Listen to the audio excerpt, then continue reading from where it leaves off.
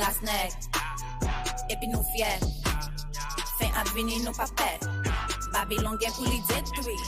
Nous souhaitons nous toute la prête. L'homme gain pour près de terre. Yo gain pour yo payer ça yo te fait. Yo gain pour ouais comme mettre la c'est yon nèg. Yo gain pour ouais la venir dans ciel. Pour tout esclavage yo fait nous passer. Physiquement qu'on a livré mentalement.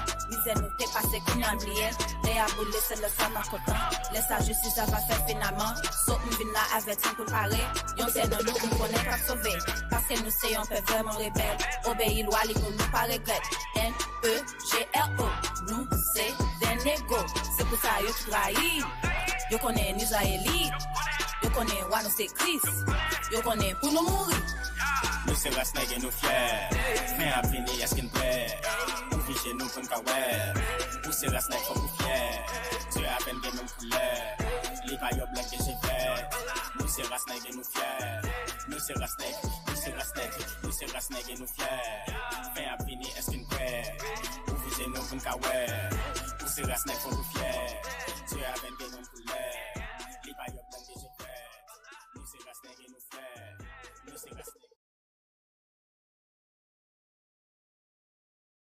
Dear Lord, you know better than I do. Lord, guide my finger to the place that you want me to read and what you want me to know, God.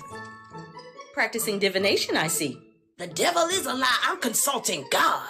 Yes, and relying on a random Bible verse to give you an answer.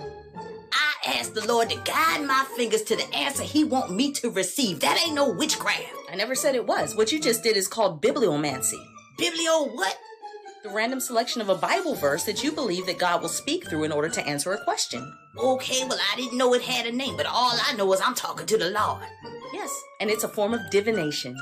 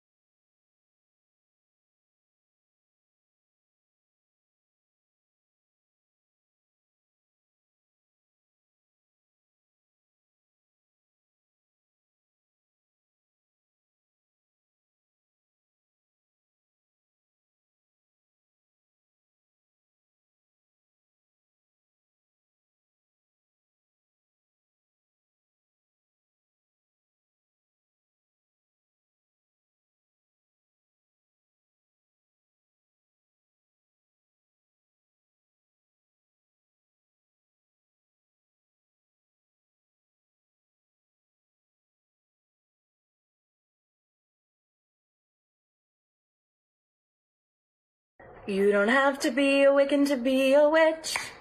You don't have to be a pagan to be a witch. Yeah, it's not just devil worship, and we don't all practice curses. There are many valid ways to be a witch. Dear Lord, you know better than I do. Lord, guide my finger to the place that you want me to read and what you want me to know, God. Practicing divination, I see. The devil is a lie. I'm consulting God. Yes, and relying on a random Bible verse to give you an answer. I asked the Lord to guide my fingers to the answer he want me to receive. That ain't no witchcraft. I never said it was. What you just did is called bibliomancy. Biblio what? The random selection of a Bible verse that you believe that God will speak through in order to answer a question. Okay, well, I didn't know it had a name, but all I know is I'm talking to the Lord. Yes, and it's a form of divination.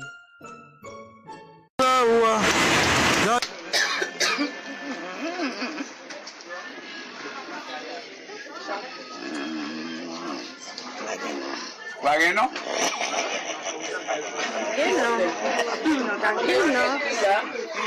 ¿Vagueno?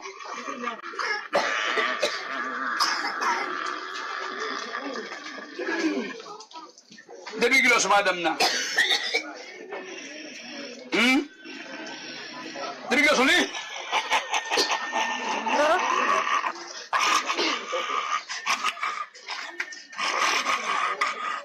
Do you know there's growth in Haiti? In Haiti, there's people that practice voodoo, and they can change themselves into a werewolf. We call them Lougarou. A Lougarou can be your neighbor, your friend, or close family member. They do have the werewolf features, the long ears, the long nose, the sharp teeth, and they do come out at night and prey on human. They are very hard to kill, and one thing that weakens them is the sunlight. There's another way to escape them is to throw salt in the path. By the law of magic, they are bound to get down on their knees and count every single salt. And while they're counting the salt, the sun will come up and they'll slowly change back into human. And while they're changing back, you can get your machete, cut their head, and that's one way for you to kill them. What do you guys think?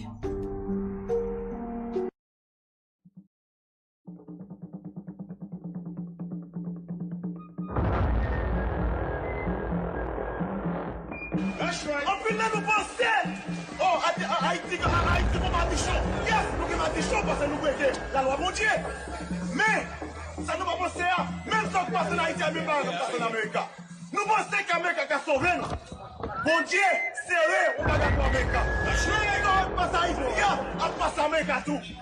So, pas quoi en Amérique, quoi dans mon Dieu, parce que c'est ça lui-même qui a sauvé nous. So why are so many people dying in Haiti? The Most High warned you black men, black women, Latin women, you're the Israelites the Bible speaks of, but you live your life like Negroes, Asian, Jamaican.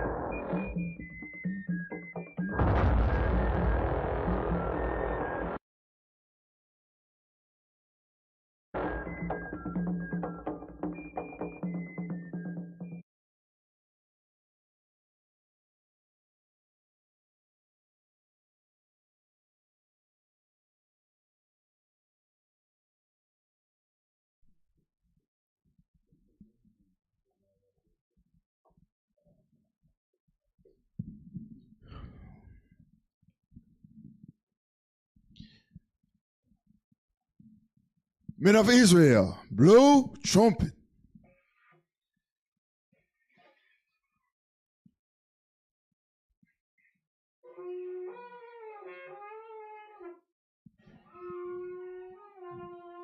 Trumpet down. Papa nous qui dans celle là, dans Jésus-Christ, petit tout nous vient dans pied en assurant pour nous dire merci pour grâce et privilège ou accorder nous pour nous là. Pour nous partager parole en bas petit tout yo, utiliser nous comme porte-parole pour tout ça cap sorti dans nous. Et pas parole pas nous mais c'est parole. Béni tout leader yo, bishop yo, diacre yo, capitaine yo, officier yo avec tout soldat yo, tout frère nous qui voyager, qui fait travail ça. Béni tout frère nous action yo, guéri tout ça qui malade dans mi-temps yo. Béni tout ça qui enceinte yo avec Timoun yo, avec tout Timoun qui fait fête yo. Fais nous grâce papa, pardonnez péché nous avec tout ça nous fait pas bon. Et aidez-nous pardonner frère nous avec ceux nous qui fait nous mal. Et nous demandons pardon papa pour juger tout ennemi qui vient contre nous et frère nous action nous qui mettez ensemble avec ennemi tout pour qui vient contre nous, juger tout papa. Délivrez-nous en bas mes méchants yo et guéris-nous papa. Dans nom Jésus-Christ petit nous boit toute gloire et honneur. Amen.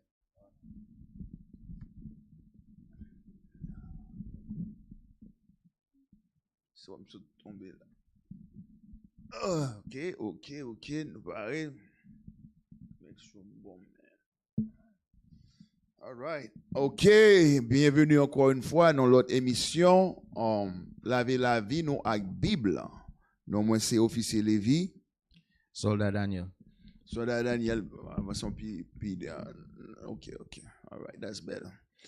Et nous disons tout le monde encore qui est là avec nous cap. Attendez, s'il vous plaît, partagez en classe là pour nous, partagez dans tous les réseaux sociaux, sous gain. Faites ça pour nous en temps d'après temps nous. OK, pour faire ça pour nous bien vite parce qu'il est important pour partager classe ça pour l'autre monde qui joindre YouTube. Parce que dans l'église, yo chargé chrétien, moi chrétien qui gagne des milliers de monde qui a gardé, mais qui c'est pasteur yo. Avec toute mon religion, ça aussi menti à Baou. Et je dis, nous parlons pas d'un sujet qui est important et un sujet que nous-mêmes, nous ne va pas en pile de ça. C'est Lougarou qui est dans mi-temps. Lougarou, c'est ça en anglais, les witches. C'est en Haïti, depuis les Lougarou, ils disent tout non, ou loup, comme ça en anglais, werewolves, qui transforment, qui tombent sur le caïmoun et qui mangent petit moun. Vous comprenez? Spécialement si grand monde. Depuis on femme en Haïti vin grand monde, yo relè Lougarou. Kouni yo dit en Haïti ou pas ka vin grand monde. Qui va faire sens. Mais et ça nous va parler de Lougarou, nous va parler de sorcières, nous va parler de monde qui fait magie dans la communauté nous, et monde qui fait magie dans l'église yo, quand moun sa yo, quand femme ça leur regarder là, c'est bagaille que kounya là dans communauté nous que yo vinn accepter, son bagaille que yo dit que c'est culture nous. Mais est-ce que c'est culture nous vrai? On commence dans Jean 8:32. Les Jean chapitre 8 verset 32. Na connaît vérité a. Laisse ça vérité a va ban nous liberté nous. Bible dit comme ça c'est vérité en parle ban nous liberté nous et vérité c'est commandement bon Dieu.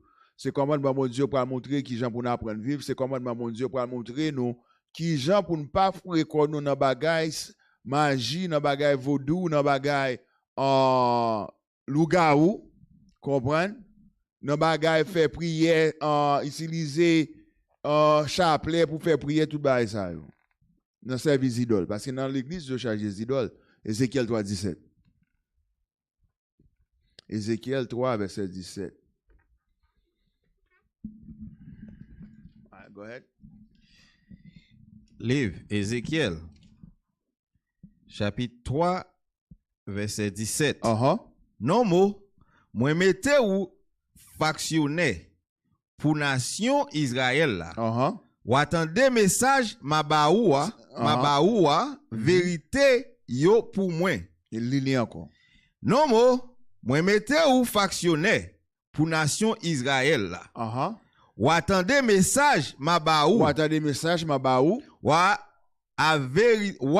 vérité yo. Ou averti yo vérité moi. Ou averti yo pour moi. Lis encore. Non moi mettez ou factionnaire pour nation Israël là. Ou attendez message ma baou. Et message ou al baou à souhait c'est que pas fourer qu'on ba magie parce que pas fourer qu'on bagaille dans bagaille divination comprendre dans bat 4 comprendre al prend point ka ou grand tout bail ça yo. OK li. Ou averti yo pour moi. Ou averti yo pour moi. À soi nous mon avertissement que bon Dieu pas permettre nous pour entrer dans bail ça mais en pile dans nous et spécialement puis for femme ou yo dans bagay ça. OK li. Les moins faire ou non campé là. Bon moi Colosse 2 verset 8. Colosse 2 verset 8. OK? Colosse 2 verset 8. Colosse 2 verset 8. Colossians 2:8.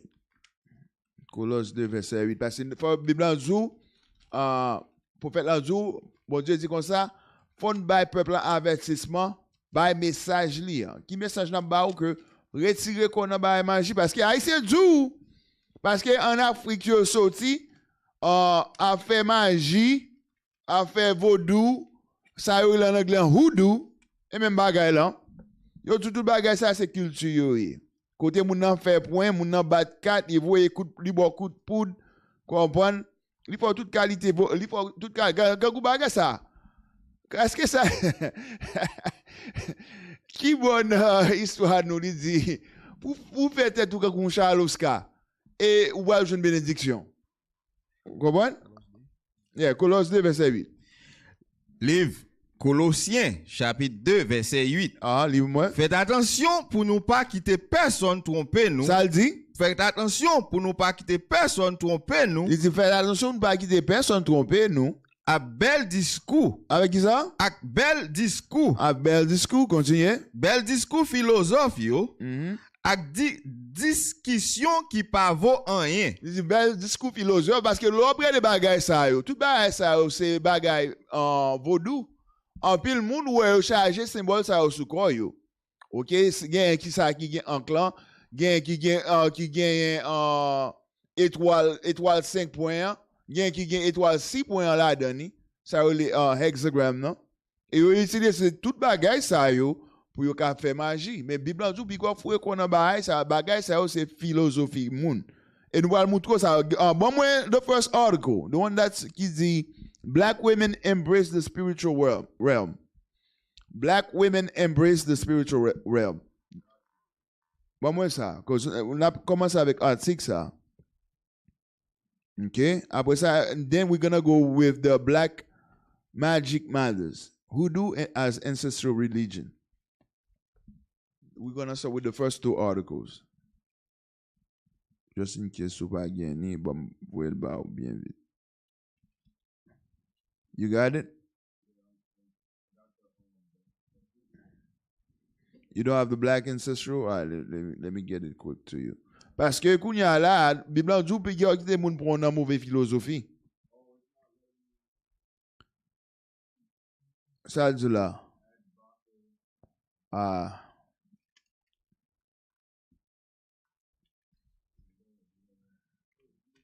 OK, bon l'autre là bien. Bon moi houdou. Au faut ça lui même ka ouvert. All right, go ahead. Play it. Put it up. All right, read this. All right, read this. Leave it in English. All right, Lily. Nous récupérons ces traditions.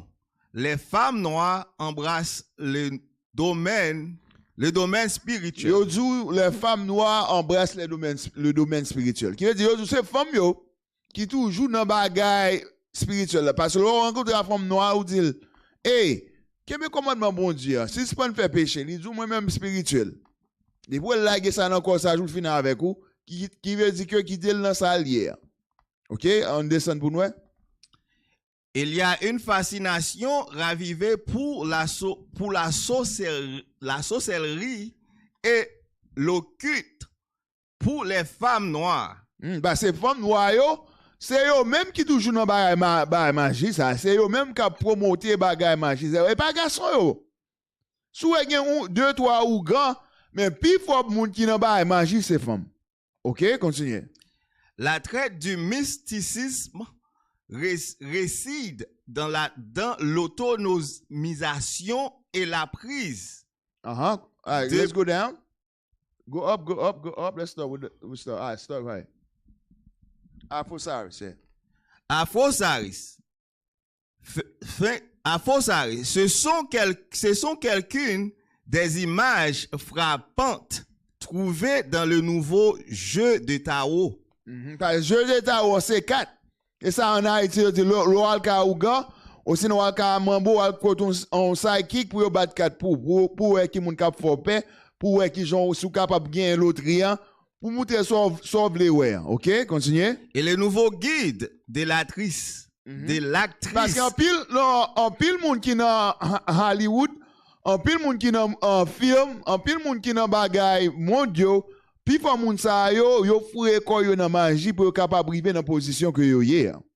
Et nous va montrer ça en pile moun qui fameux en pile yo quand Beyoncé, quand en pile acteur yo, moun sa yo foué ko yo dans magie, c'est diable que ba yo ça a besoin. OK, continuez. De l'actrice Rachel, True Heart Intuitive Tower. Publié. Go ahead. Publié ce mois-ci avec un penchant résolument multiculturel. Mieux connu pour ses rôles principaux dans le film culte. Et comme ça, c'est un grand pile film quand vous film ça a fait, en pile monde yo montre que Jean que moun yo utilise magie pour gagner ça au gain. Et c'est là un film ça les Quand en anglais. Comprendre yo montre que Jean moun fait bagay magie et puis pour bagay ou dans télévision c'est magie yo. Yo mettez point sous, yo voyez wanga sous. Ça en anglais, they put a spell on you. OK, continuez. The Craft de 1996 et dans la séquence Half and Half. De 2002, True a étudié le tarot pendant la majeure partie de sa vie et souhaitait que son guide reflète la diversité de son lieu de naissance à New York. Qui veut dire que dans pile bagay ça yo montre qui gens que moun yo étudié bagay bat 4 là. OK, yo étudié bagay bat 4 là et puis yo utilisé ça comme guide tout quand en New York chargé moun ça les multi-ethniques côté gen tout type en qualité moun qui nan bagay ça yo. OK, drop this, give me the other one, the hoodoo one. Yeah, give me the second one. Parce que kounya la ça n'a montré dans bagay ça en pile moun wè qui nan bagay magie ça qui moun a utiliser ces femmes yo. OK, ces femmes yo utiliser dans film ou le regarde dans film yo ces femmes yo wè qui gros sorcière, ces femmes yo qui gros lougarou. OK, qui fait magie sans arrêter qui femmes yo utilise en pile pour ces femmes noires là. OK? Black magic matters. Qui te en anglais, we'll translate it. Qui te en anglais là? Leave it in English. I read. Black magic matters. Disons, ça les magie noire là, c'est ça compte, OK? Hoodoo has ancestral religion. Does black magic matter? A brief discussion of the African American traditions known as hoodoo. So hoodoo, c'est ça black américain yo pratiqué ici. Et en Haïti, haïtien pratiqué vaudou. OK, continue. Conjure in woodworking. So là du conjure c'est Dieu dit a fait bagay apparition. Avec woodwork c'est là a utiliser zeb, comprendre a fait bagay médecine, zeb bagay pour yo capable faire moun mal ou sinon pour yo guérir moun yo. C'est ça les woodwork côté utiliser zeb différentes qualités feuilles pour faire potion pour faire bagay ça yo. OK, continue. And practices of divination spiritual. Et divination, c'est les moun yo avoye point sous ou anga. OK, continue. Protection and healing. Pour yo zou le pour point avoye anga sous, c'est comme ça que yo pral protéger ou. Et sinon guérir ou. Continue. We will discuss the origins of magic and the specific context of slavery in America. And consider the meaning of black magic in the present day. Kounya yo pral montrer dans qui contexte que magie est utilisée dans en esclavage aux États-Unis et yo pral tout qui ça veut dire aujourd'hui aujourd'hui on leur parler de magie noire yo. OK? Ça les black magic. Continue. Like their enslaved forebears, today's practitioners cultivate ancestral spiritually. In support of individuals and communities, and to heal diverse afflictions of the body politics, generational trauma, racial and sexual violence. OK, yo dou ba magie ça que moun yo pratiquer bagay ça yo les hoodoo. Yo dou utiliser li pour capable aider en pile communauté noire. Et ça yo fait li yo dou utiliser li pour capable guérir comme moun pour retirer trop bagay trauma qui passait de génération en génération pour retirer injustice de race. Comprendre ça et puis yo dou pour retirer violence sexuelle. Et tout bagay ça tout et même mon l'autre bagay aussi li dernier patient and to heal diverse afflictions of the body, politics, intergenerational trauma, racial and sexual violence, and economic impoverishment. Et yo dou avec bagay ou dou ça yo capable changer moun pauvre et j'en nous fin pauvre économiquement. Yo dou avec bagay ça yo gen yon bénéfice gen l'on pratique en sorte de bagay ça l'a aider nous sortir dans pauvreté. Nous depuis les ça sont tolier parce que moun nous à tout côté de bassin nous pauvres. Ça va faire sens. OK? Continuez. Black magic matters. Yo zou magie noire c'est ça a compté tout. Continuez. Hoodoo has ancestral religion. Yo zou hoodoo c'est religion ancêtre nous. Est-ce que c'est vrai? Est-ce que c'est hoodoo qui religion ancêtre nous? On voit ça. Bon moi 1 Maccabée chapitre 2 verset 19. 1 Maccabée chapitre 2 parce que yo zou hoodoo c'est religion ancêtre nous. Écoutez ça reprend nous. Yo prend femme yo pas connait rien, yo dit femme yo mais religion et puis blanc ba yo li, yo courir avec. Et nous pas montrer ça tout.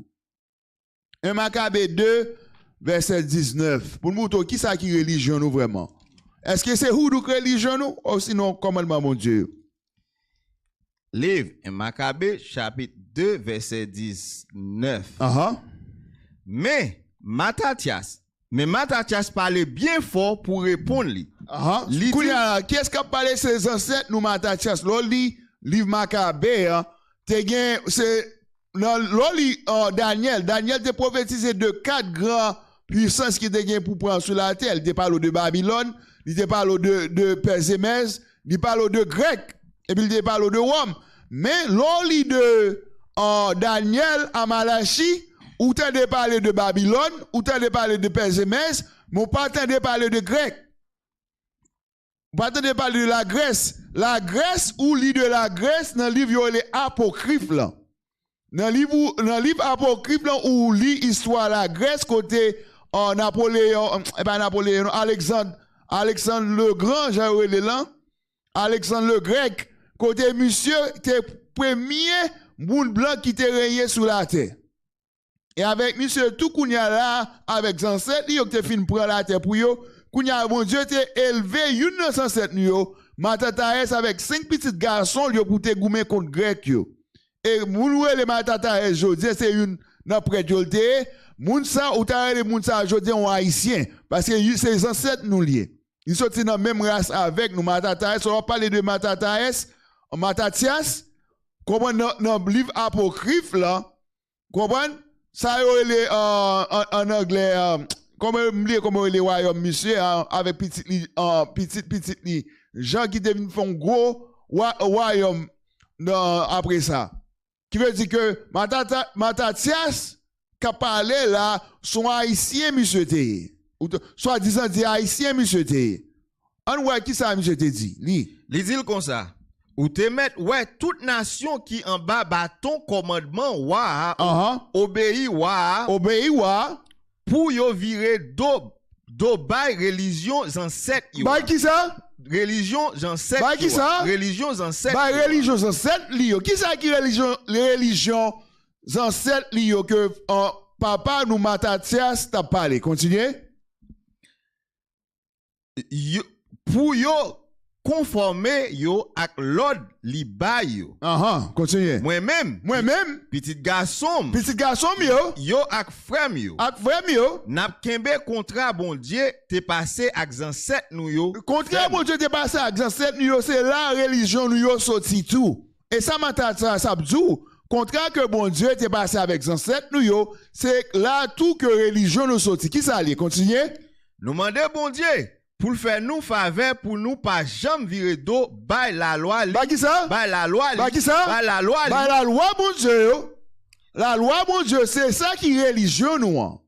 Commandement bon Dieu qui dans Bible qui dit puis qu'on voler, puis qu'on touyer moun, puis qu'on fait adultère, respecter sabbat, pas gen mauvais jeu souffrir. Comprendre? Pas violer ça, pas faire cadet Jacques sous ça, pas prendre ça pas pour commandement ça yo, c'est ça nous te doit pratiquer. C'est ça qui religion nous vraiment. Continuez. Avec tout commandement li. Avec qui ça? Tout commandement. Avec tout commandement li yo, continuez. Nous-mêmes nous pas obéir l'ordre wa. Ça veut? Nous pas obéir l'ordre wa. Qui veut dire pas où d'où vraiment qui est religion nous. C'est commandement bon Dieu yo et ça qui religion nous. OK? Commandement bon Dieu yo. On continue dans l'article là. Let's go to the second paragraph. Deuxième paragraphe là. Yvonne Shiro is a professor in the department of religion at Swarthmore College, where she teaches courses on African American religion, black women in religion. Et là, une bagarre pour réaliser dans bagarre ça tout, yo dit que Yvonne Shiro son professeur lié dans le département religion dans le collège de Swarthmore. Et puis il dit que Manzé enseigné cours dans l'enseigné de black américain, religion black américain, et il dit religion femme, religion avec femme. Qui veut dire femme yo, moun wè qui dans bagay ça, moun sa wè ket narcissiste yo. Femme qui dans la religion, ça n'est pas pour aider aucun peuple, c'est pas pour aider la race noire, c'est tête simplement. Et nous allons montrer ça, ok? Continuez. In New World African Religions, she is the author of Black Magic Religion and the African American Conjuring Traditions 2003. Continuez. Her work focuses on the intersection between religion and magic and the diversity of Africana traditions in the United States. She writes on topics such as race, comics, and voodoo. Manzel lui-même écrit de sujets de race, en pile comique, like comics, c'est en pile fois ou en pile bagay film ou regarder yo. Comprendre? Ou en pile moun gros super-héros yo.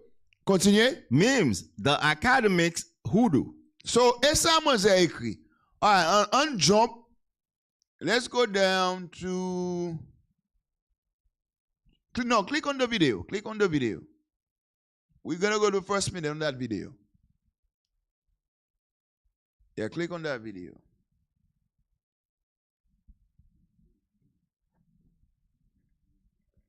Can you get on it? All right.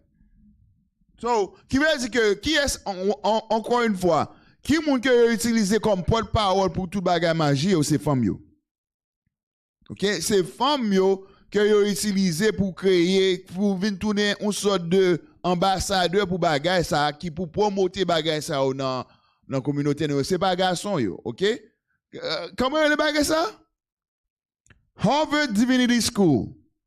Et dans l'école divinité, pas la chrétien yo aller, tout pas là en pile chrétien aller dans séminaire pour apprendre Bible. Et ou dans même Harvard Divinity School ça tout, c'est là moun à la pour faire magie. OK? Qui veut dire c'est blanc de en pile bagay ça ko moun yo a pas apprendre, moun yo a foué quoi yo là dedans. OK, play for me. For Divinity School. Black Magic Matters, Hoodoo as Ancestral Religion, November 10th, 2021. Welcome to our second Gnoseologies event. My name is Giovanna Parmigiani, and I'm the host of this series, organized within the Transcendence and Transformation Initiative at the CSWR here at Harvard Divinity School. This series focuses on ways of knowing that are often labeled as non-rational, traditionally referred to as gnosis in Western philosophical and religious traditions, and often understood in contraposition to science. These ways of knowing are becoming more and more influential in contemporary societies, popular culture, and academic research. What is this place of spirit possession, divination, and experiences perceived as out of the ordinary in our lives? How can we study and approach these types of phenomena? Going beyond dichotomies such as body and mind, ordinary and extraordinary, reason and experience, and matter and spirit, this series will host scholars of different disciplines and practitioners interested in exploring and expanding the boundaries of what counts as knowledge today. OK. So qui veut dire que où est que c'est femme blanche ça qui a introduit femme noire là dans pile bagage ça que femme blanche ça nous pas montrer qui moun nié. Bon voyez ça ba ou. Let me send you this one. All right. Read this, open this one. Parce que femme blanche qui a parlé, c'est lui-même qui est un professeur qui est dans le collège dans Harvard là. Qui est-ce qui a introduit femme noire? Continue playing before you open the article. It is with immense pleasure that I introduce today's guest, Professor Yvonne Shiro. Professor Shiro is an HDS alumna and a professor in the Department of Religion at Swarthmore College, where she teaches courses on African American religions, Black women and religion, and New World African religions. She is the author of Black Magic, Religion, and the African American Conjuring Tradition. Her work focuses on the intersection between religion and magic and the diversity of Africana traditions in the United States. She writes on topics such as race, comics, and voodoo. Memes are the academic hoodoo. And there's a link in the chat to this blog. And today, Professor Shiro and I will have a conversation on Does Black Magic Matter? A brief discussion on the African-American tradition known as hoodoo, conjure, and root word. So, Kabela, qui veut dire hoodoo avec magique noire là, qu'est-ce que vraiment qu'a promoté ça? Pour qui ça femme blanche là en mi-temps bagay ça la poussé li. Et puis kounya là, femme noire là qui là dans gros degré dans qui ça n'a fait magie. Ah, là open the article. Open the article for me.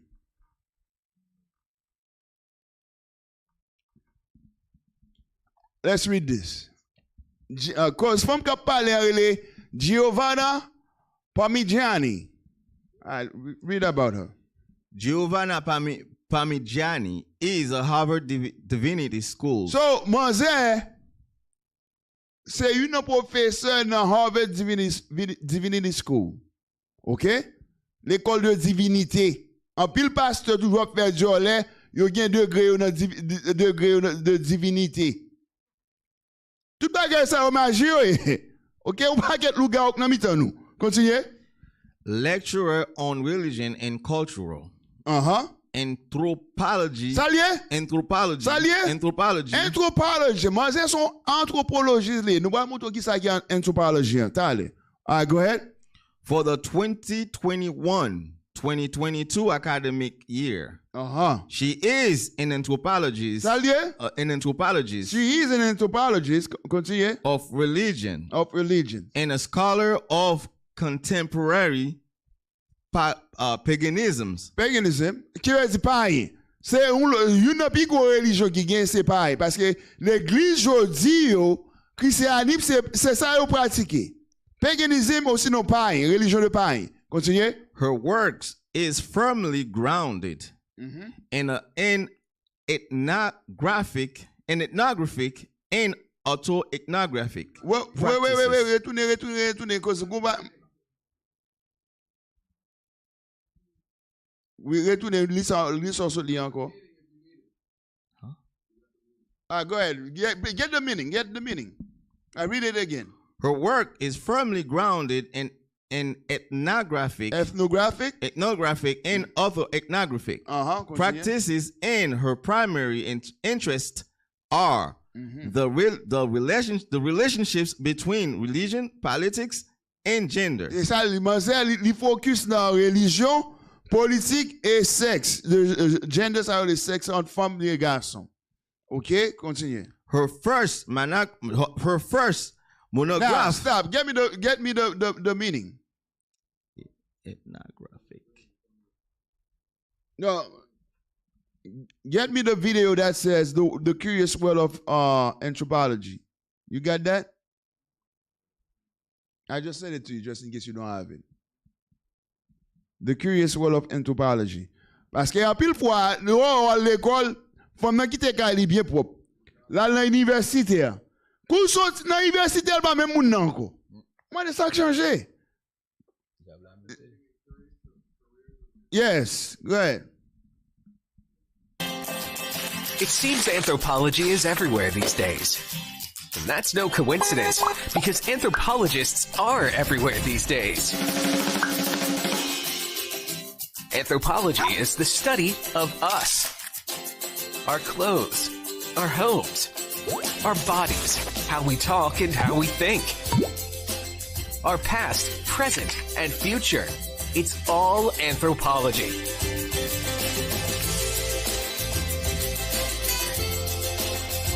The American Anthropological Association has created a video series to showcase how anthropologists are tackling the world's most pressing problems and making remarkable contributions to human understanding.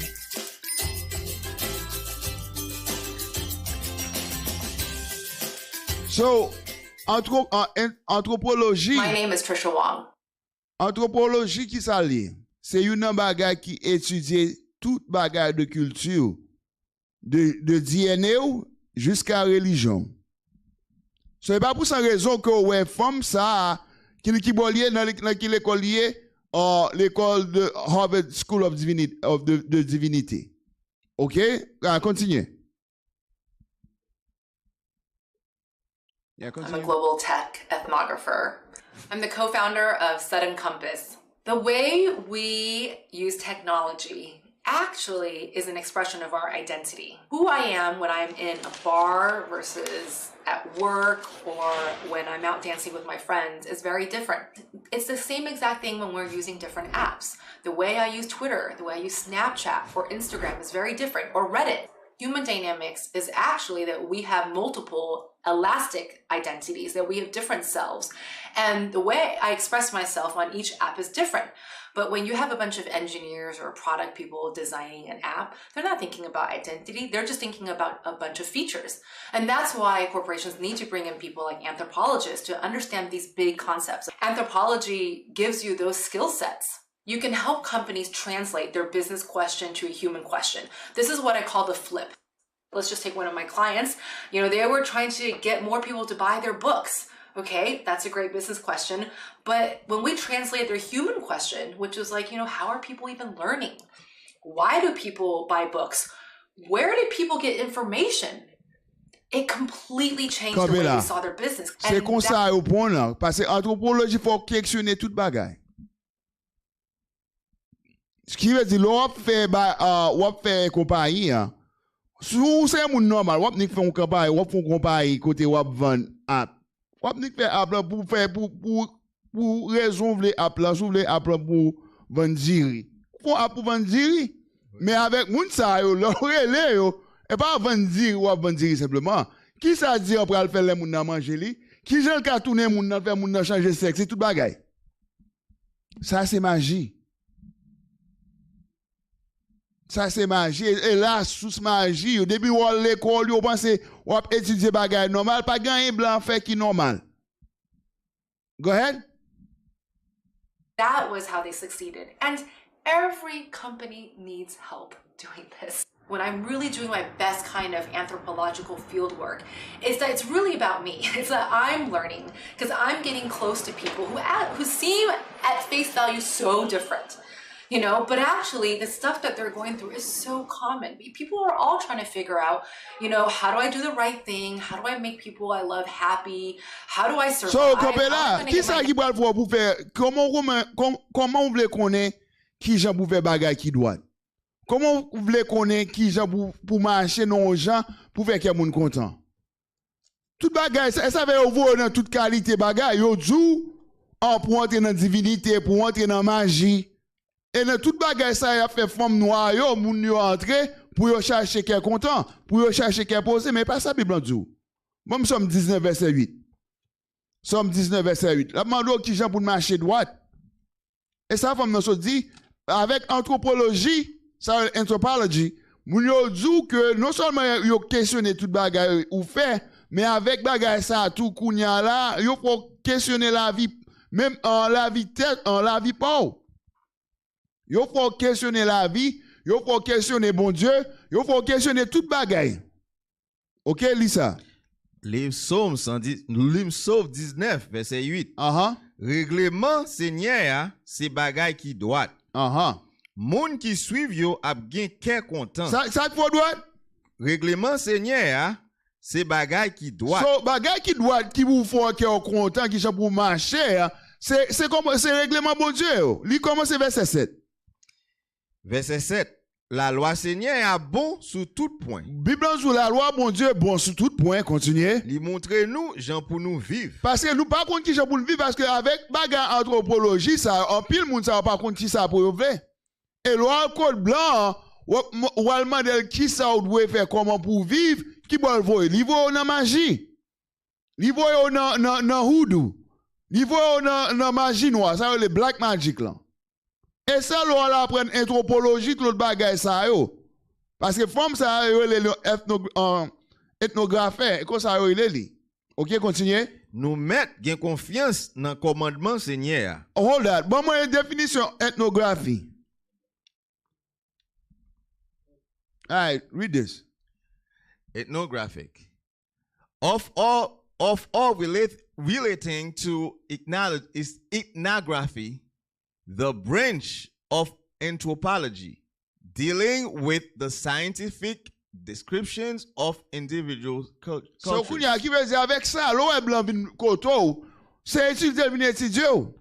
Li vin étudier culture qui gens pour le contrôler. So, en pile moun qui nan so de ça les science yo.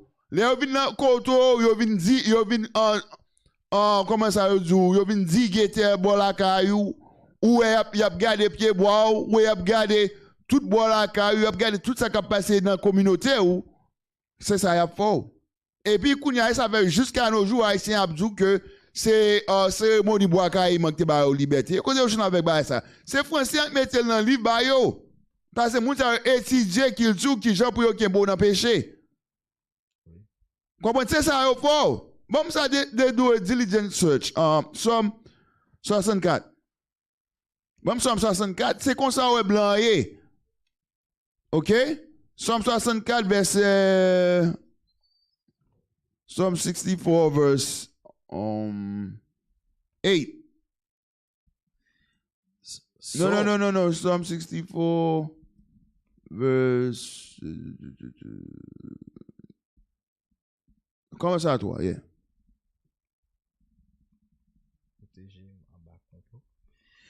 Somme 64, verset 3. Protégez-moi en bas complot. Non, point. Verset 6. Verset 6. Verset 6. Il a fait mauvais plan. Ça fait? Il a fait mauvais plan. Parce que tout give me the eugenics tree. Give me the eugenics tree. OK? Il a fait mauvais plan. Lis ça encore? Il a fait mauvais plan. Bible dit il a fait mauvais plan. Il a veillé pour moun pas découvrir. Combien il y a beau pour pas découvrir parce qu'avec tout plan, tout bagage science métaux, yo barré, yo pas ouais côté pour faire. Pas contre qui pied pour lever pour marcher. Parce que yo jou al c'est ça.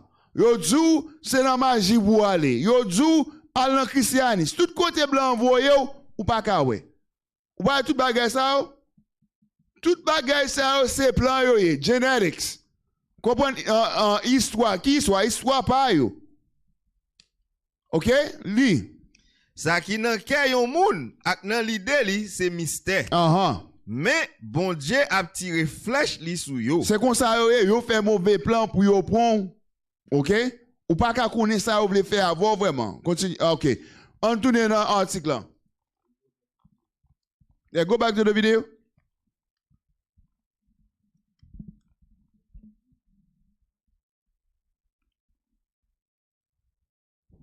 Go ahead.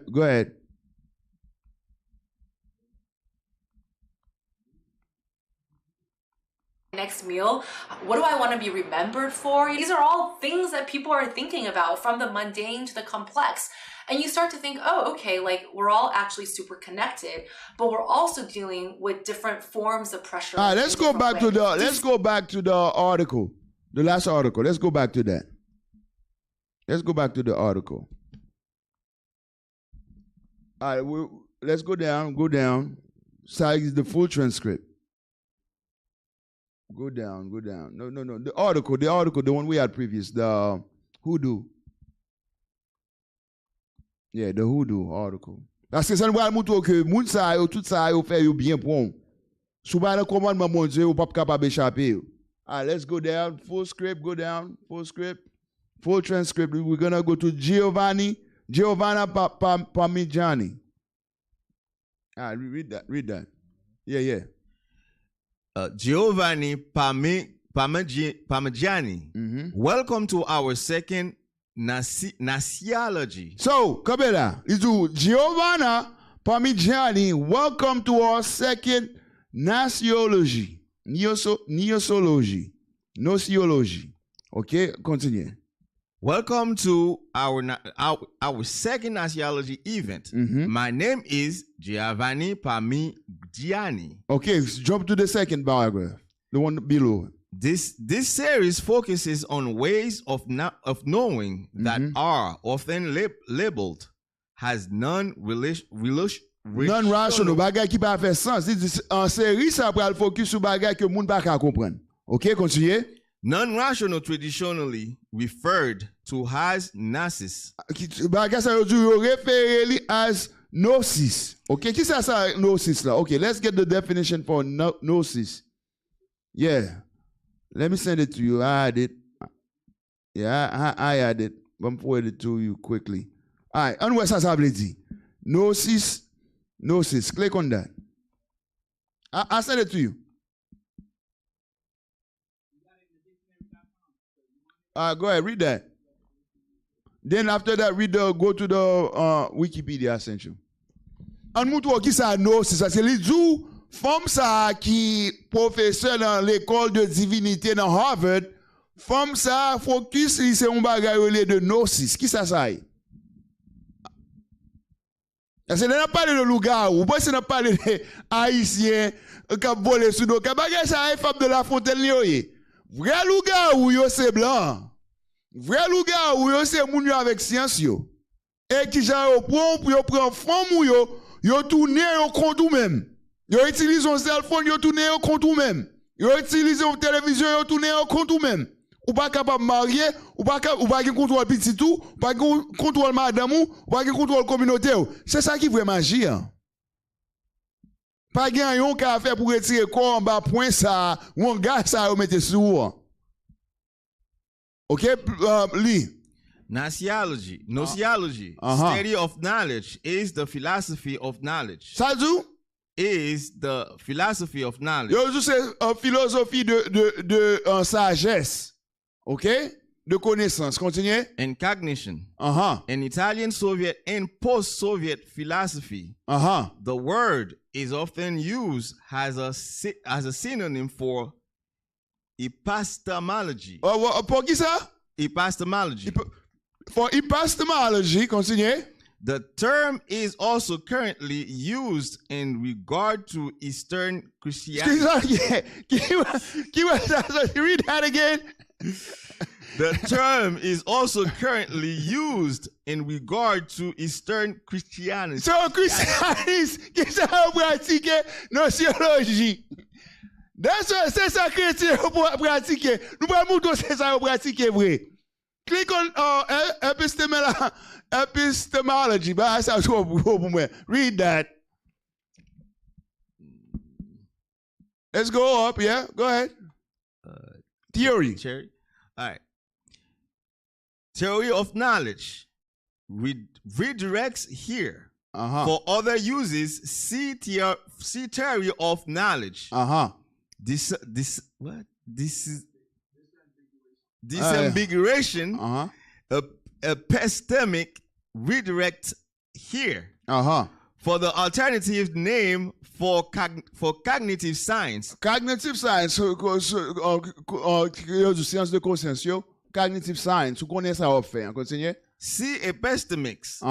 For the album See Epistemology, album not to be confused with let's go down. Philosophy. All right, go up. That's it. All right, let's go back. So you do que comment les bases ça? That's some tough words. It's epistemology. Epistemology. All right, let me send something to you because I got something.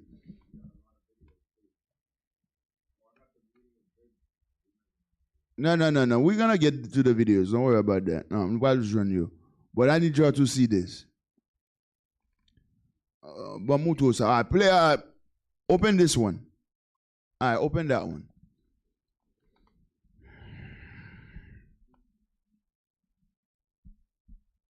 All right, go ahead. Now read that.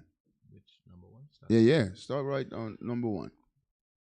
The philosophical analysis of the nature of knowledge and the conditions required for a belief to constitute knowledge, such as truth and justification. So, et comme ça, pour une science là, et ça va pile moun kal dans l'école, yo pas quoi dans la Bible.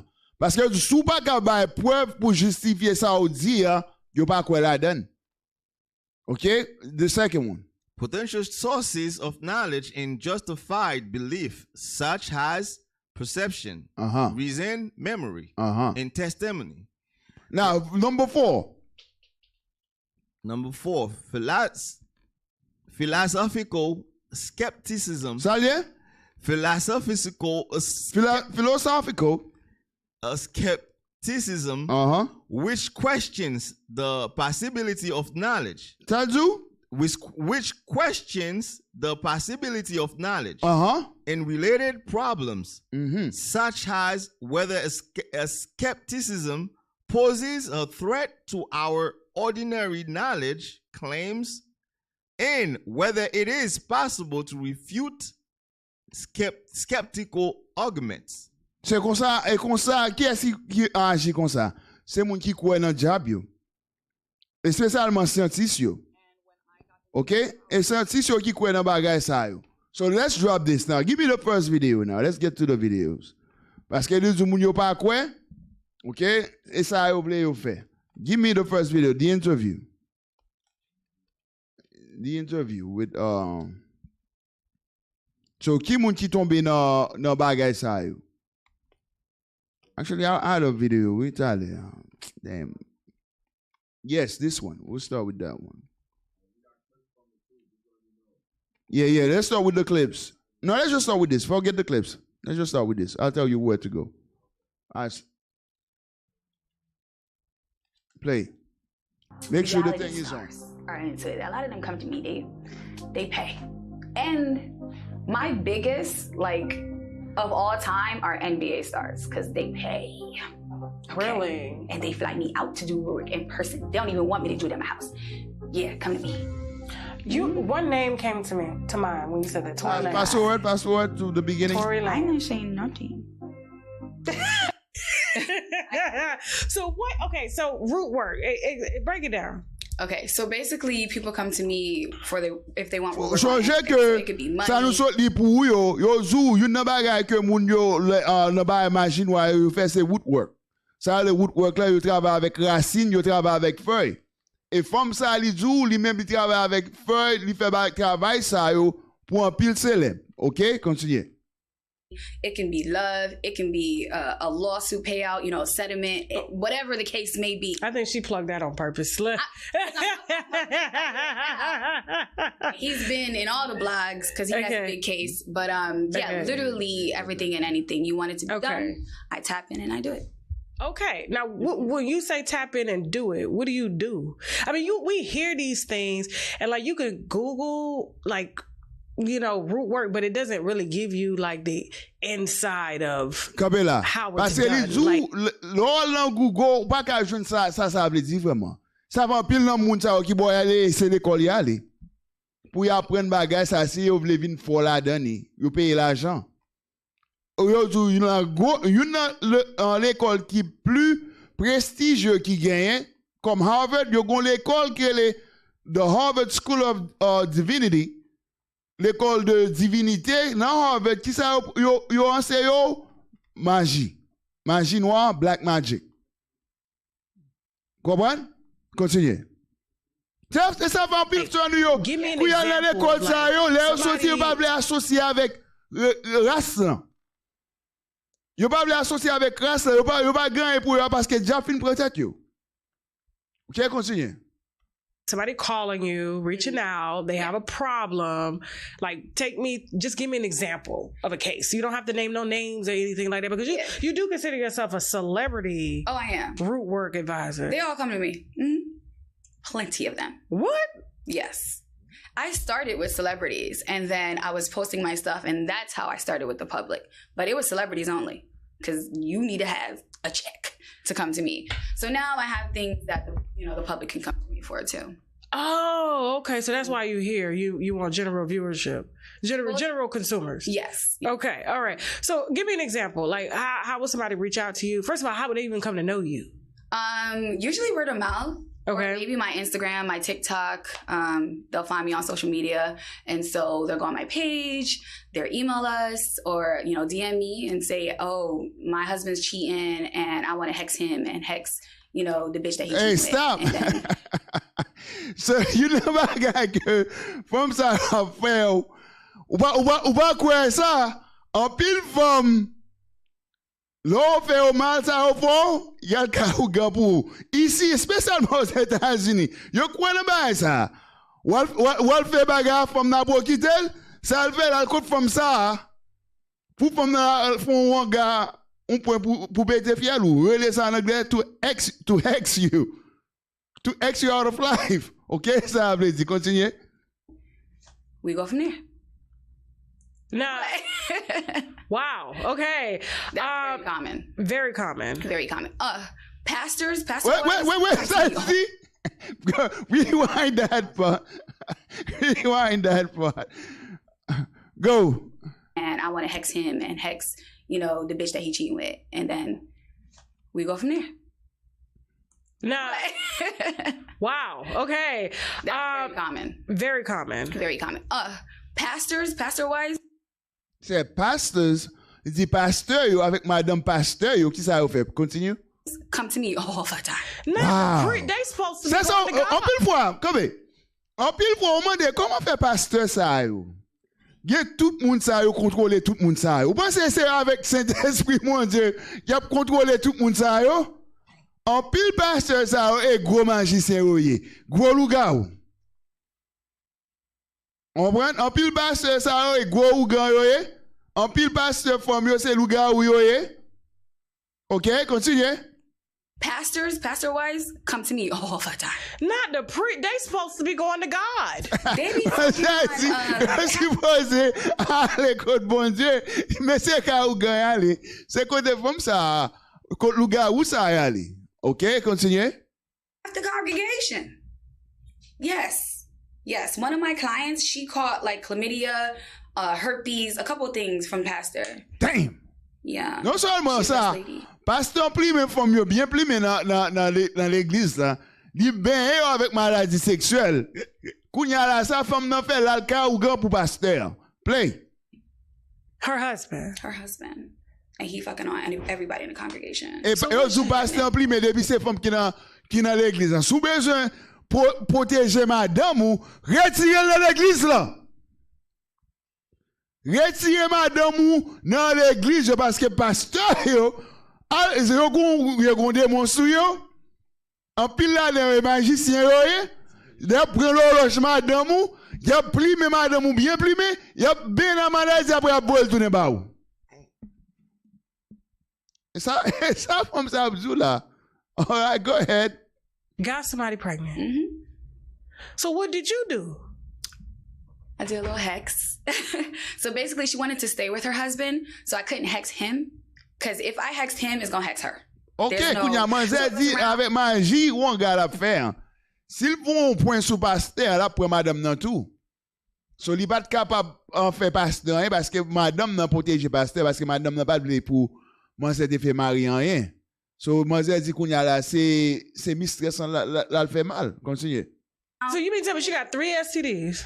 Yes, and she's staying with him. And she's staying? Absolutely. I don't. Do I know this pastor? Well, I don't get into specifics all the time. Stop right there. We're going to come back to this video. All right, play the next TikTok I just posted on your chat. Play that one for me. We're going to go back to the science. Pile fois autant de science.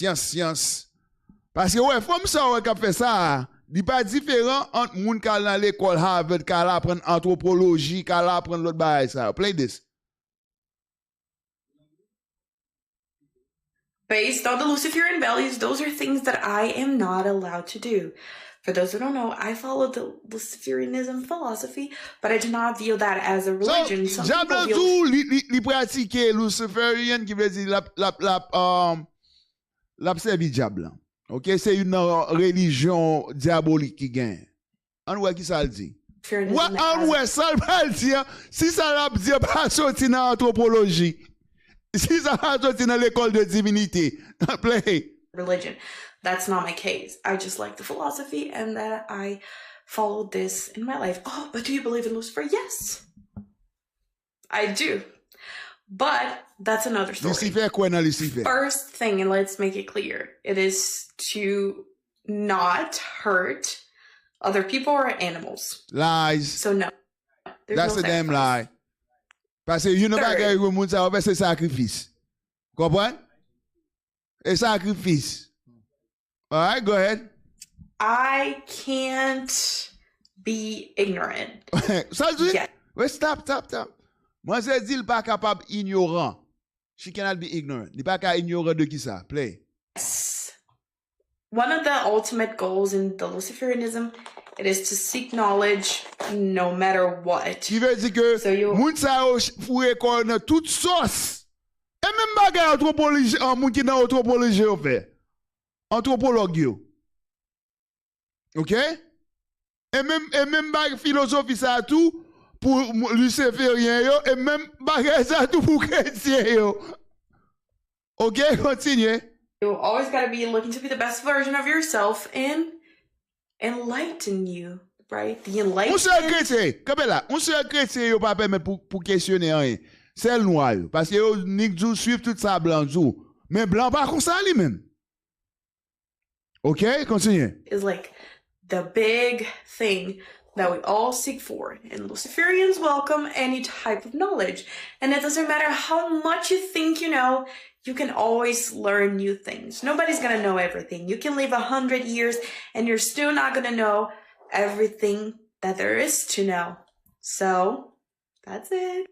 Third, I need to respect other people's free will and their own responsibility.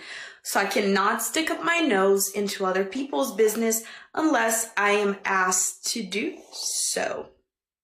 I also need to support and protect the environment, right? I cannot hurt the nature. I need to be careful with the planet that we live in. Continue. The nature. I don't know how to explain that, but that's it. I can't be convinced. I already lost. I think is this the fourth one? Yes, this is the fourth one. I can't be convinced that there's only one true. Skepticism is encouraged at all. She said, Lizzie, skepticism. Qui veut dire, faut douter toute bagay, faut questionner toute bagay. C'est ça que Oprah te dit. Oprah dit pas une seule vérité. On voit pas une seule vérité. Et même bagay ça dans l'anthropologie, et même bagay ça tout, yo dit dans l'église chrétienne surtout. Parce que yo ça yo pratiquer comment bagay ça la gnoséologie. Skepticism. Questionner toute bagaille. Questionner bon Dieu, questionner la vie, questionner terre, ça fait qu'on y a là mon garçon, qu'on y a questionner il pas aimer le garçon quoi, fait le tourner femme. Dit femme, il pas aimer genre questionner li, fait le tourner garçon. C'est là ça sorti. OK, continue. Encouraged at all times. So any idea. All right, that's it for that. Let's go back to the other video. Give me Ecclésiaste 12, verset 12. Ecclésiaste 12, verset 12. Give me the. We're gonna jump on that video to.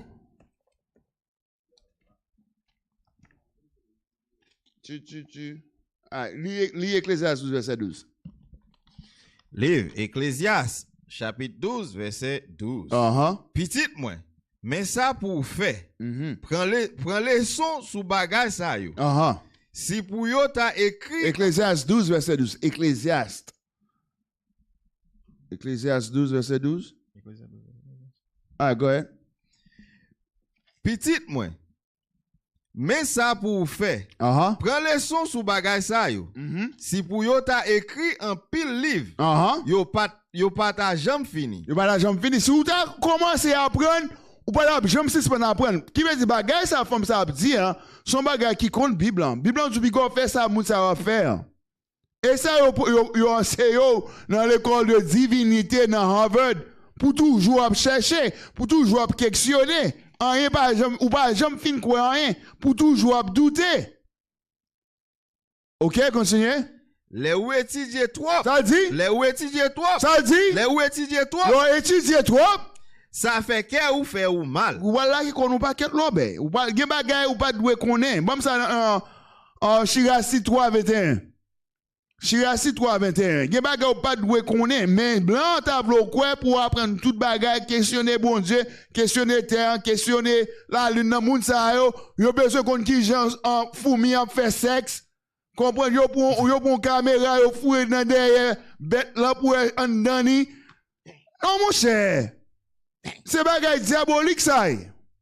Ok, lis ça à moi. Livre Chiracide, chapitre 3, verset 21. Pas chercher comprendre bagay qui trop difficile pour vous. Ça dit? Pas chercher comprendre bagay qui trop difficile pour vous. Bible pas chercher comprendre bagay qui trop difficile pour vous. Continuez. Pas chercher connaître bagay qui trop fort pour vous. Bible pas chercher connaître bagay qui trop fort pour vous. Comprenez? Et ça Bible dit. Mais non bagay ça yo dans science blanc, il faut pour questionner toute bagay pour qu'on qui gens soleil là et pour al fouer doit tout dans soleil là pour cancaner mon. Comprendre? Li coupe femme dans esclavage, les tout vivant ouvert yo pour garder qui gens dans yo fait. Pour garder qui gens moun yo comment yo capable subir peine. Bible dit pas faire bagay ça yo parce que pas pour pas doit connaître bagay ça yo. OK? Let's go with and continue our video. 15.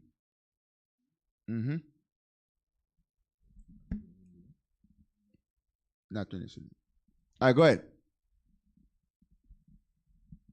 It was a heavy prayer, Oh. So her thing was like, but that's what they say. I don't know the specifics because it's the South. They don't talk about shit like that. That's why I'm we go to 14. Back up a little bit. Some of these reactions back up to go to 13.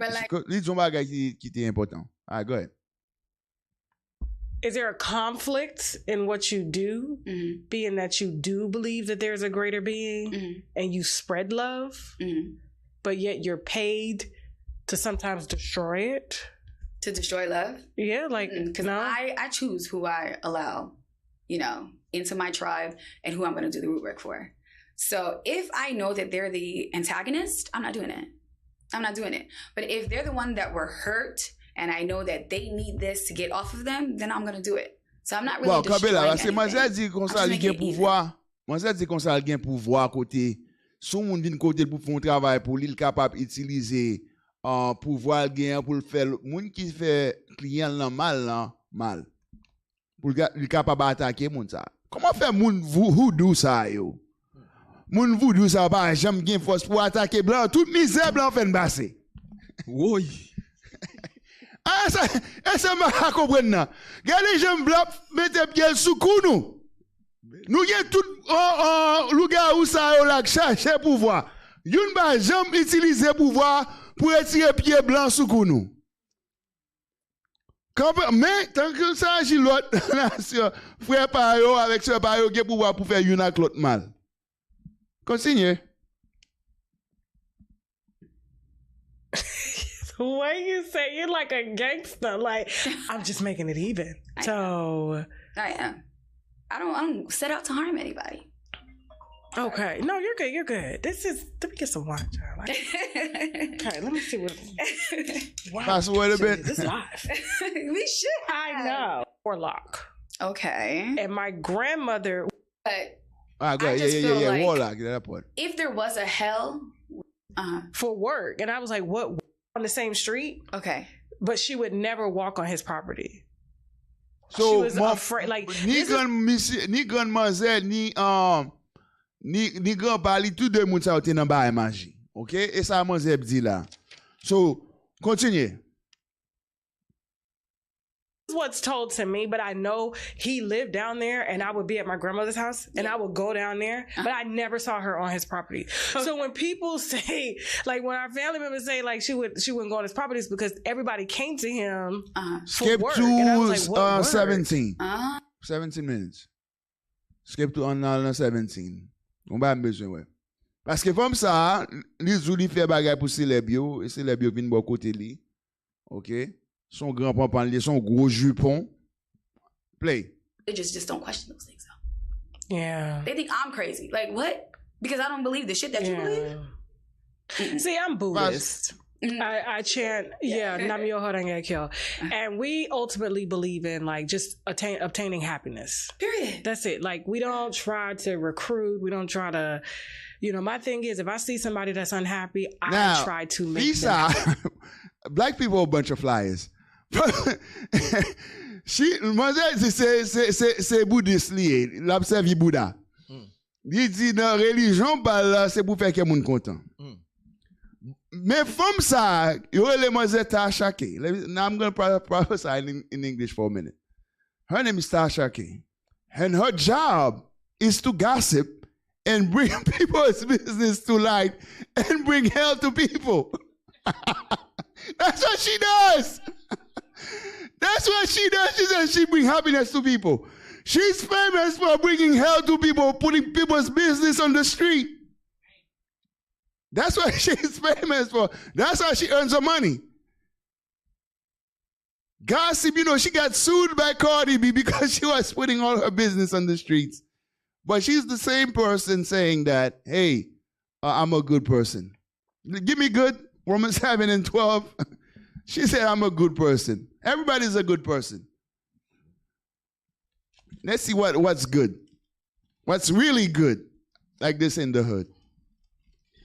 This is the book of Romans, chapter 7 and verse 12. Uh-huh. Wherefore the law is holy. The law is holy. And the commandment holy. The commandments of God is holy. And just and good. What makes you good? Just the commandment holy and just and good. God says it's the commandment that makes you good. So both of these women, they're not good, but they're saying they are good people. All right, they're saying they are good people. She's a witch. The other one is a witch. Both of them are witches because they believe in witchcraft. So how can you be good when you believe in witchcraft? Give me Leviticus chapter 19, 31. Leviticus 19, 31.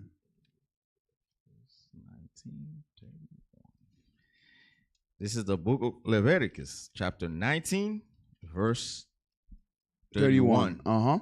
Regard not them that have familiar spirits. God says, do not regard anybody that has familiar spirit, like people who can see your ancestors, that can call on your ancestors, that can see spirit. Okay? They have the ability to do that. Okay? Go ahead. Neither seek after wizards. Hey, don't go after no wizard or witch. Do not go seek wizards or witch or mambo or uga. These are wizards. These are witches. That's against God's laws. How can you be good? That's what you're practicing. Go ahead. To be defiled by them. To be defiled by them. God says these people are going to corrupt your spirit. They're going to corrupt your soul by you messing with familiar spirit. They are dead spirit, and we're going to show you you're not supposed to do that. Okay, you're not supposed to go dabble with familiar spirit. Familiar spirit means people who are familiar to you. Your close relative, they are dead. They are your ancestors. Do not dabble, go call on their spirit. That's against God. When you do that, man, and we're going to show you the scripture later on, what happened to one of the kings who went and dabbled in familiar spirit, and God put him to death because of that. That was it? I'm the Lord your God. I'm the Lord your God. Let's go back in Creole. Let's go back. She's saying she's good. All right. Play. Happy. Yes, it's beautiful. That's all I do. Like I remember I was in an ice cream shop getting some ice cream. This was probably like 2 months ago. And I see the guy all the time. He fixes my ice cream. He knows what I want. Fast forward 220.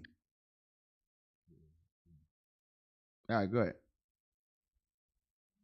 You know what I'm saying? And you tapping into that higher power, your higher self. Yes. You know, those brothers come out and they do some real good, like in the community, you know? And so I think it's amazing. Like, that's why, I'm married to a Muslim. He didn't get it in prison. He got it. So, like stop. my husband, You're in Islam, you're in Christianisme, you're in Hoodoo, you're in Vodou, you're in Wicca.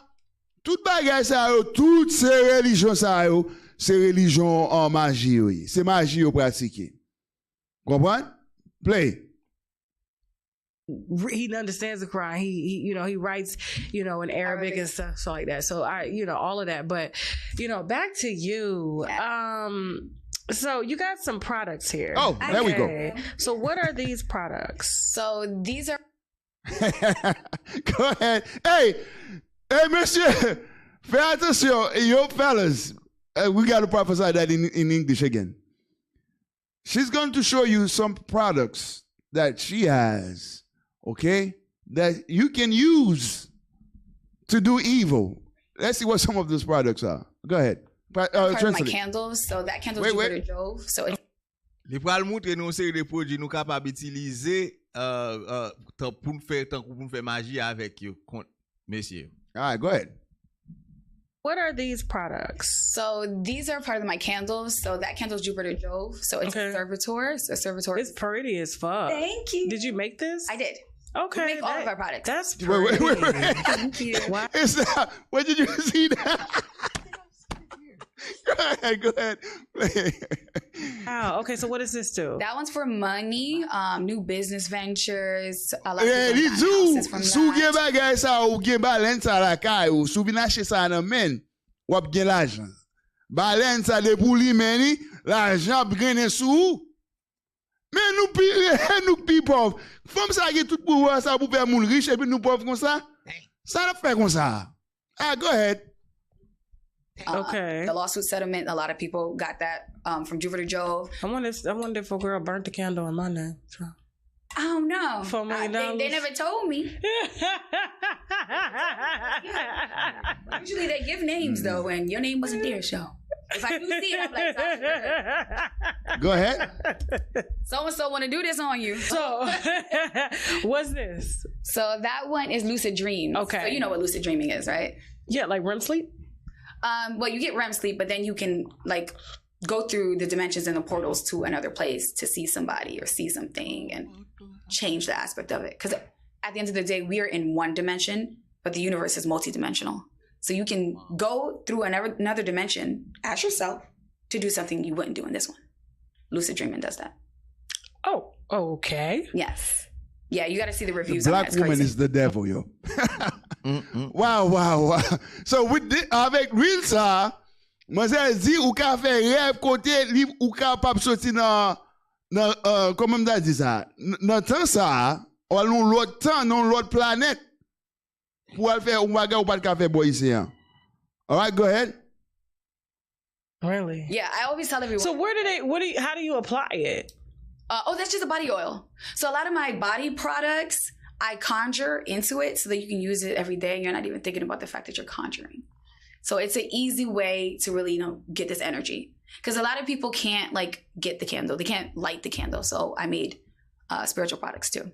Okay, and then what is the spiritual cleanse? So that one is purchased more than anything on my site. So the spiritual Are these cleanse, bugs in here? No. What is Why this? would I get somebody bugs? I don't know. I was like, what is that? It's herbs. I was like, oh my God. Okay. Okay. I'm sorry. I was like, it's okay. Okay, go ahead. So you know how people say, even when you're getting baptized, you go into the water? Okay. Come out new? Yeah. So a spiritual cleanse is doing that same thing. Okay. Spiritually. So a lot of the times when you are in groups of people or you meet somebody new and you know how you feel like, I don't like the energy of this place. Like you connect with that energy, you know it's not good. Yeah. You need to cleanse. Because that energy could stay with you. Just like a demon, like you can go to church and they say that, oh, I got that demon out of them. Where the demon going? Because they out of them, but now who got it then? Because somebody got it. They go on to the next person. All right, that's it with the evil lady. So, les sous besoin nettoyer esprit ou spiritual cleanse, à l'acheter l'huile ça nan men. Et you know bagay wè de moun sa yo, tout bagay sa bagay qui pour bénéficier yo simplement. Bagay vodou sa yo, bagay magie sa ba bénéficier peuple en général. C'est moun qui fait vodou c'est yo qui bénéficie. Give me that now Psalm 19 verset 59. Comment capable nettoyer là pour vraiment? Est-ce que c'est bagay acheter l'huile là mais femme ça fin faire riche? Non. C'est pas ça vraiment.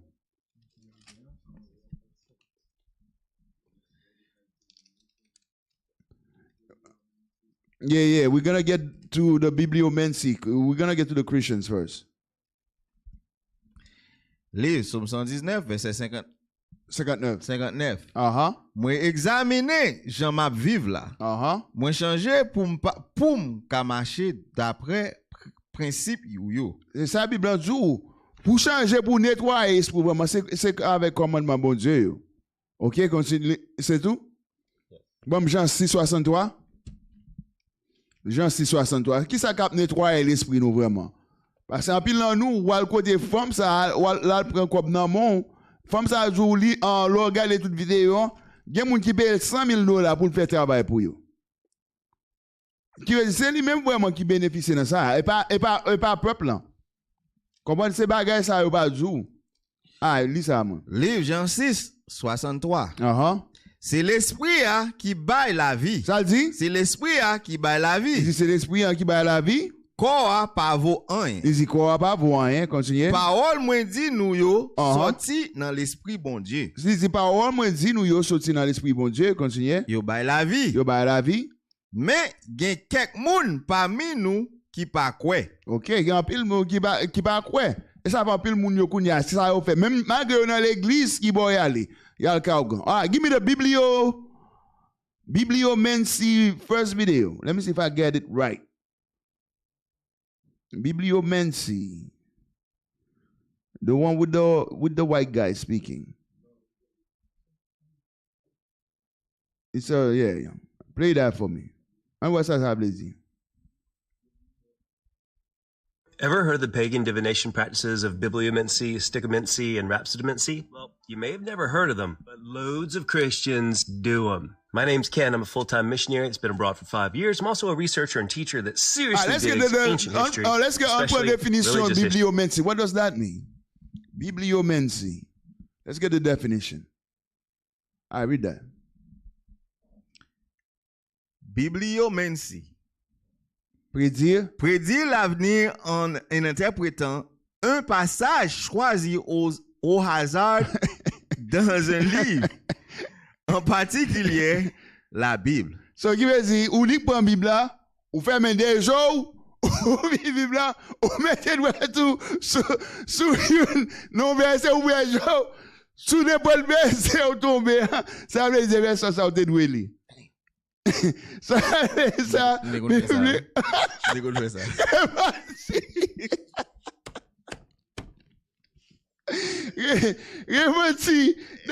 That's a divination. Divination. Let's go back to the video. That's witchcraft.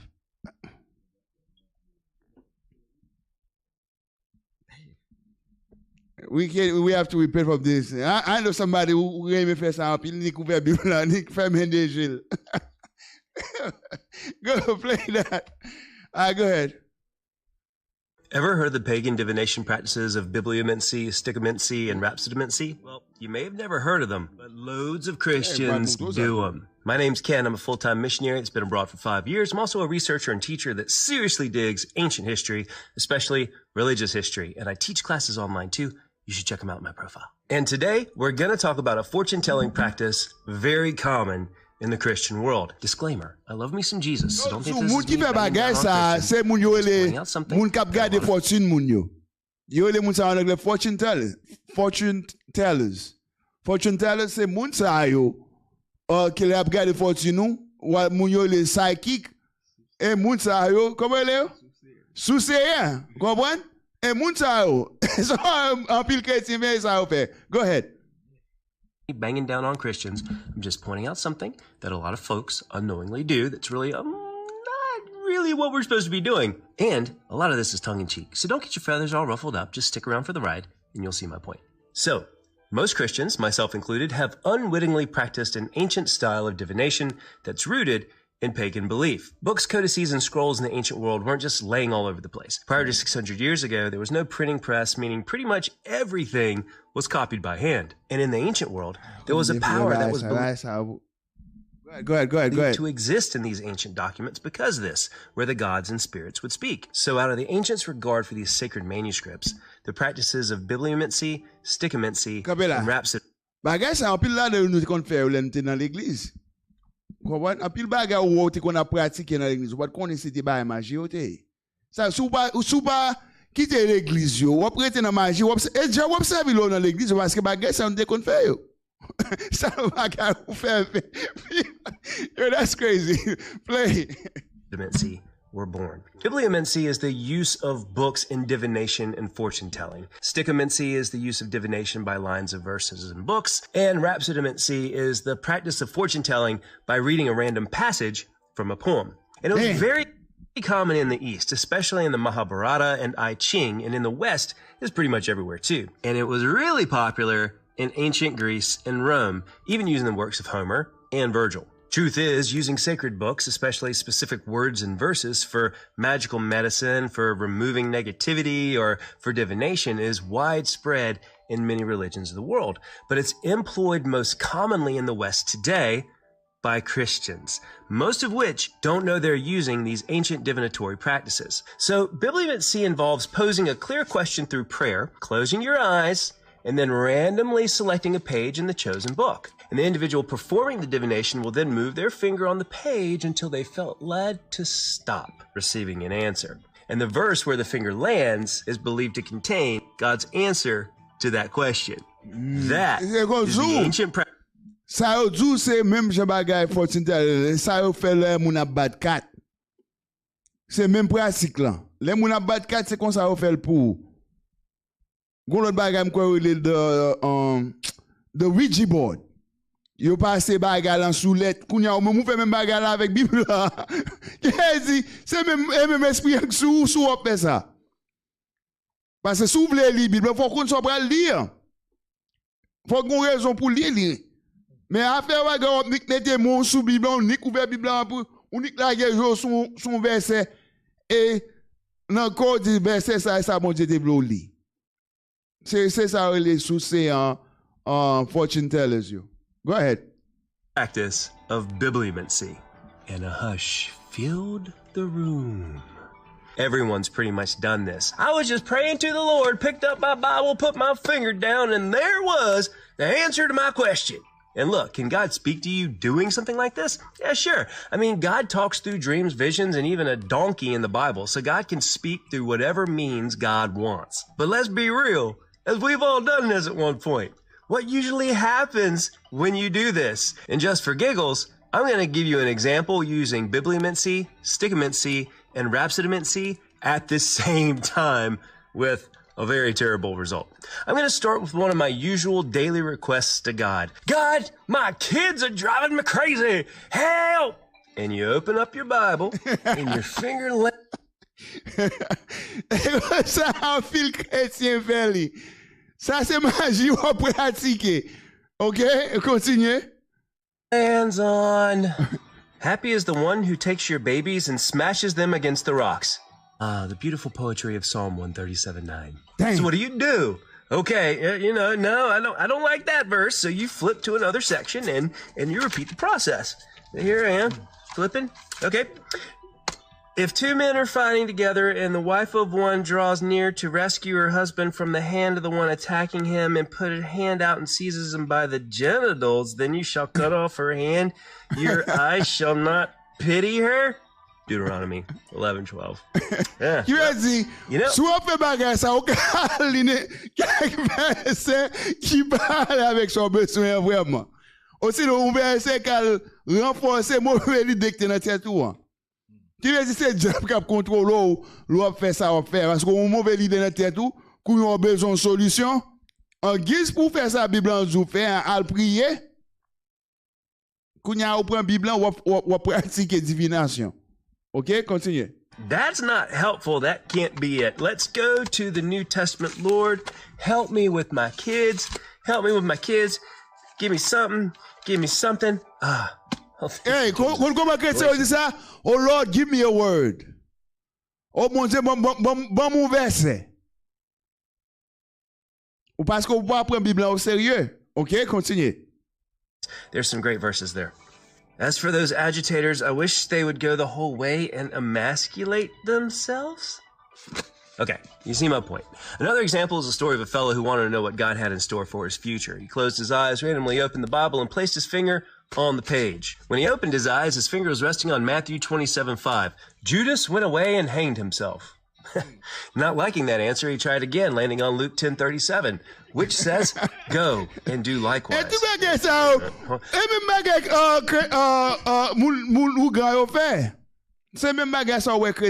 drop this video, man. That was too much.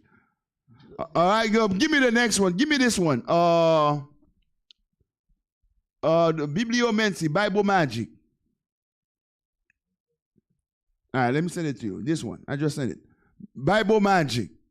Parce qu'on pense dans l'église yo ou bon, non, en pile bagay ça yo suivre nous dans l'église yo. Okay? All right, let's play that one.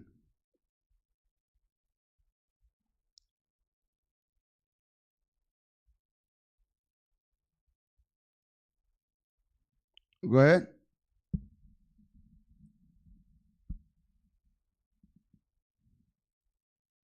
Star Ashley for the monthly divination. So this month's divination is bibliomancy. So you can use this with any book. However, traditionally it's used with the Bible or a sacred text. I'm going to go over several different ways of how you can use this form of divination. Make sure you do check out my other channel where I go over symbology. Ouais, c'est femme noire toujours devant qui fait bail ça yo. C'est femme noire qui toujours là qui fait bail ça yo. Go ahead, play. Box as well as on our About Me page.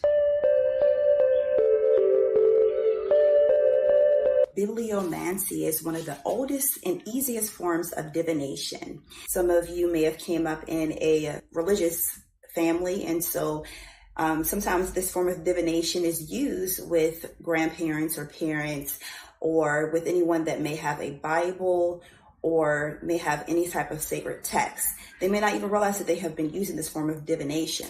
A few examples are when someone picks up a Bible or a sacred text and they're looking for some form of an answer or a confirmation, they could ask a question like, please, God, please, source, whatever they may call upon. What is the answer to this? Can you give me an inspirational word? Can you give me a direction? Give me a word. I need some type of guidance. And they pick up their Bible, such as this. Give me a word of the day, or message should I receive today? What word do you have for me today? And they'll open up their Bible, right where their eyes go to. They will read that text, and that will be an answer for them. That's one of the prominent ways of how people use this form of divination called bibliomancy. I used this even before I even known anything about divination. Another so, Monseigneur Zou, c'est comme ça moun yo fait divination. Et en pile chrétien pratique bagay ça, gen qui prend faire là yo rache papier, yo bouilli, après yo mette le bagay yo boili. Ou sinon gen qui ni prend papier, yo chirel yo mette en bas tête yo. En pile moun fait bagay ça les divinations, ça c'est sous séance ça. C'est ça yo dit en anglais, c'est magie. Il y a même qui fait peut-être ça, parler de ça. Il y a des gens qui prennent fait là, ils mettent weed là-dedans, ils filment. Attendez, tout bien ça, qui bon ça sorti. Non magie, okay? Drop this. Give me the other one, the bibliomancy, secrets of bibliomancy. Just send it to you. Secrets of bibliomancy. Nous avons du secret de bagay ça. Go ahead. The use of books in divination is known as bibliomancy. It is common practice in many religions to use sacred texts, particularly specific phrases and lines, for magical effects, to drive away evil spirits, or for divination. Christian and Islamic cultures use the Bible and the Quran most frequently. Ancient Roman lot-casting divination serves as a historical example. The Book of Psalms was frequently utilized in the Bible for bibliomancy. Readers would randomly open a chapter. Ils utilisent livre Somme pour faire ça. Ça sorti là. Let's drop this. Give me the next video now. The next video. The one that says Psalm secret. Wait. Yeah. Books of Psalms are to use its magic. Book of Psalms how to use its magic. Once again, the black woman. Wow. Go ahead. When I first started out in root working in Hoodoo, when they said that you can use the Book of Psalms and the Bible to like invoke things or certain things like that, I was like, I left organized religion for a reason. I'm not going back to it. Ouais. Et femme ça yo parle non, et femme yo qui parle l'eau yo de yo souri ba ou. Mais femme ça yo les ça en créole, femme ça yo monter. Comprendre? C'est combat comme ça Haïti, il faut mettre ton magie dans. Oh, mal moto ça tout là. Mal moto ça play. Hi, my angel loves. I hope you guys are having an amazing, gorgeous, abundant day. In today's video, we are going to be talking about the book of Psalms and how you can use its magic in your everyday life. If you are new here, welcome. My name's Nadi, and like I said, we're going to be talking about the book of Psalms. Now, you guys have been asking me to do this video for so freaking long, and I've... Bon, Jérémie 4, verset 22, drop this. Pour Haïtien, vin pour job monter. So, from nan jou, li va utiliser somme comment pour faire somme nan pour capable faire magie. Mais pour ça va utiliser somme nan pour ça lien. On chante pour ba bon Dieu gloire. Et pas pour ça on utilise lui même. C'est ça moi. Livre Jérémie chapitre 4 verset 22. Li Seigneur a dit comme ça. Peuple moi en sorte. Ça dit peuple moi en sorte. Nous sommes en pile. Bagay qui ba là pour faire magie, nous prendre pour faire magie. Bon c'est pas jumbo livre somme nan pour faire magie. C'est livre on chante qui la donné cap montre histoire qui ça bon Dieu fait pour nous li. Yo pas connaît. C'est un bon petit monde. L'esprit yo bouché. L'esprit yo bouché. Yo pas comprendre rien. Yo faut nan faire ça qui mal assez. Yo faut nan faire ça qui mal assez, faire magie. Yo pas qu'on faire ça qui bien. Yo pas qu'on faire ça qui bien Bible en dessous. Okay, yo pas qu'on faire ça qui bien. Give me the next video about the P magic. I sent it to you, right? The P magic. Yeah, get that for me.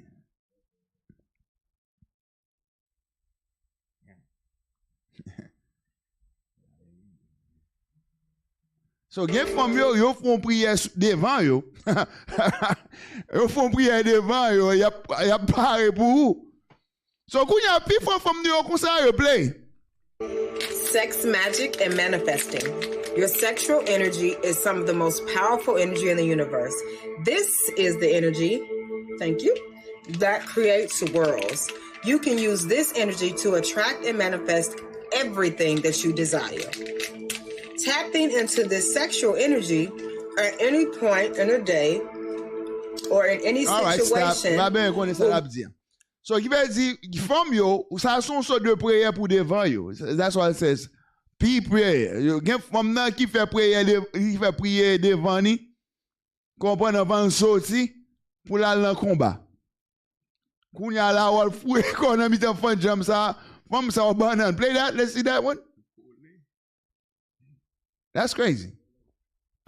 What a lot of people don't realize about those praying grandmothers is that the ones that be in a church house every Sunday be working them roots Monday, Tuesday, Wednesday, Thursday, Friday, Saturday. Yo zou en pile grand nou, en pile ti grand nou dans l'église yo, c'est go magie et go Lougarou yo.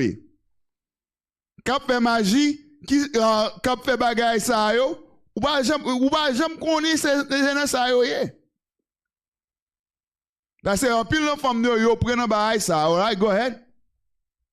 So some of them are really sweet people. Some of them are really sweet. I've met some grandmas who had a real strong left hand. But the rest of them old heifers, I don't trust them. All right, go ahead. Qui veut dire, femme ça son Lougarou lié, en grand monde dans l'église c'est Lougarou yo. Ou pas quel monde dans mitten nous c'est Lougarou. Nous pas moutou. Give me the zodiacs. Let's get to the zodiacs. Yeah, let's get to the zodiac. See, one more bagay encore. Every zodiac sign is a demon. Let's get that. Every zodiac sign is a demon. Parce que femme noire yo fin mande enragé dans bagay zodiac ça. Y a tout yo pour zodiac. Yeah, go ahead, play that one. Yeah. Perfect. Expose la vérité derrière l'astrologie. Elle s'appelle Angela Uchi et elle explique dans un interview que l'astrologie est pas du tout ce qu'on croit. Tout ce que vous savez sur les signes astrologiques, eh bien c'est du mensonge. Écoutez ça. Every zodiac sign is a demon. When you come into agreement with the zodiac sign, you are literally yoking to a demon of that particular sign or element because you are taking its identity as your own identity. You are coming into agreement with the personality traits that the zodiac assigns you. So if you say, oh, I'm an Aries, just unpredictable and full of rage, that is you yoking yourself to the unclean spirit of that zodiac. Because demons are spirits without a body, they need a home. Astrological birth chart spoke the demonic prophecy of Gemini over me, And when I spoke that over myself, I was giving the spirit of double-mindedness permission. Et ça va pile femme ça yo fou. Parce que tout mauvais esprit ça ben ba zo direct ça sou yo. Play the next one. Because we have to get into the scriptures après ça. I sent you a new one. Just sent you a new one. Play that one I just sent you. Jouez ça moi. Parce que en pile femme yo qui c'est nous. Oh c'est Scorpio mié qui sont c'est Gemini. Oh qui sont c'est Cancer. Non, son Cancer yo pété fiel monde. Sou pas retirer quoi dans bagay ça, ba magie ça. Pile nèg, yo ouais femme nan jou c'est Cancer yo ou foué kon bal. Ba kon Cancer tout yé moun. Son Scorpion lié, la poison li ou foué kon bal. Play. Female rapper Zodiac sign. My chinchilla, 6-figure, told the label need to send it quicker. Before I bill her, brush my teeth and I do 10 sicker. Sweet like swishers, boy you wasn't that nigga. Talking big like you been him, I been him. Tout femme ça c'est Lougarou. See the who sweeter than me. Ou besoin Jezi dans la roue pour délivre ma femme ça yo. Ou besoin commandements mon Dieu yo. Femme ça dans Ecclésiaste 7:26. Ecclésiaste 7:26. Parce que on pas que Lougarou dans mi-temps nous. Ou pas c'est femme yo normal, femme yo pas normal. Comprendre? Femme ça pas normal. Put that, play that. Play that. I'm gonna tell every woman this. These men be putting love spells on you. Story of my motherfucking life. Listen to me. While you're having sex with a man or anybody, honestly, don't look into their eyes while you're having sex with them, especially while you're orgasming. Trust me on this one. This is from experience. Not all ancestors are created equal, so not all your so ancestors are là. Même sexe ou pas avec femme, c'est pas ça dans tête li, c'est magique dans tête li. Sexe pas normal avec moun sa yo. Ou même pas c'est on fait sexe normal avec ni même ça dans tête li, c'est mauvais esprit dans tête li dans tête li. Côté pour pas qui to prendre. Wow. En plus là nous c'est avec Lougarou on a fait sexe. Play read that. Ecclésiaste, chapitre 7, verset 26. Moi, je n'ai un bagay qui pire de passer la mort. C'est femme. Ça dit? C'est femme. Ça dit? C'est femme. C'est femme, li? Les yo dit, yo remé ou?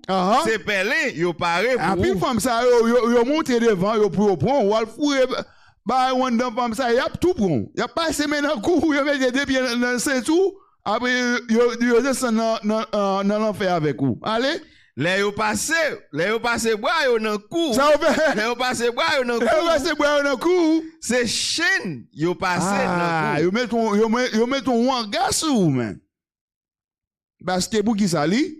Yon moun qui fait bon Dieu plaisir. Sou fait bon Dieu plaisir qui dit ou kebe commandement yo ou quoi dans Christ li va chaper en bas mais. Va chaper en bas mais yo continue. Mais moun qui fait ça qui mal. Sou nan péché ou pas contre commandement yo et pour marcher ou gros de femme non ou gros tête femme nan belle ti souris ou ti chèvre bon pas la bon moment. Et puis il vient sourire ba ou elle passe maintenant coup ça va le voir. Li a tombé en bas griffe. Oh, la mette griffe sous kankou egg, kankou mal fini sous poule. Pour la dévorer. Et ça le pral fort. Et ça Bible dit. Parce que en pile comme ça yo, c'est dans magie yo. Give me the next one. What is a witch?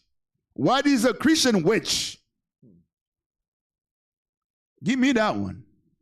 What is a Christian witch?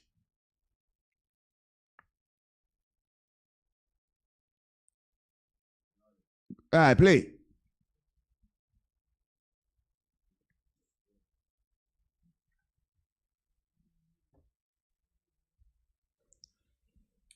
What is a Christian witch, precisely? What is that? That's a witch. People ask me that question all the time. Mama Lougarou. A witch a création Mama Lougarou. Okay? All right, go ahead. Is a Christian witch. Uh-huh. A Christian witch is very simple. It's simply a witch, a person who knows that they are magical, who also has the desire, the intention to live a Christ-led life. Are you gonna stop? I mean, hey, comment vous pouvez vivre une vie selon Christ, loi de magie? Quand dans la Bible que Christ pour la magie. Mais mais bagay ça. Our women are crazy, man. The black woman is crazy. All right? Kounya la li zou sou le vivre vite avec Christ. Faut capable ou capable ou sorcier en même temps, ou un lougarou en même temps. Play. I never really understood what the complication was about with regard to being a Christian witch. To me, it seems very clear cut. It's very easily understandable. It's a witch that likes Christ, that loves Christ. What's up with that? It can happen. It has happened. I'm here.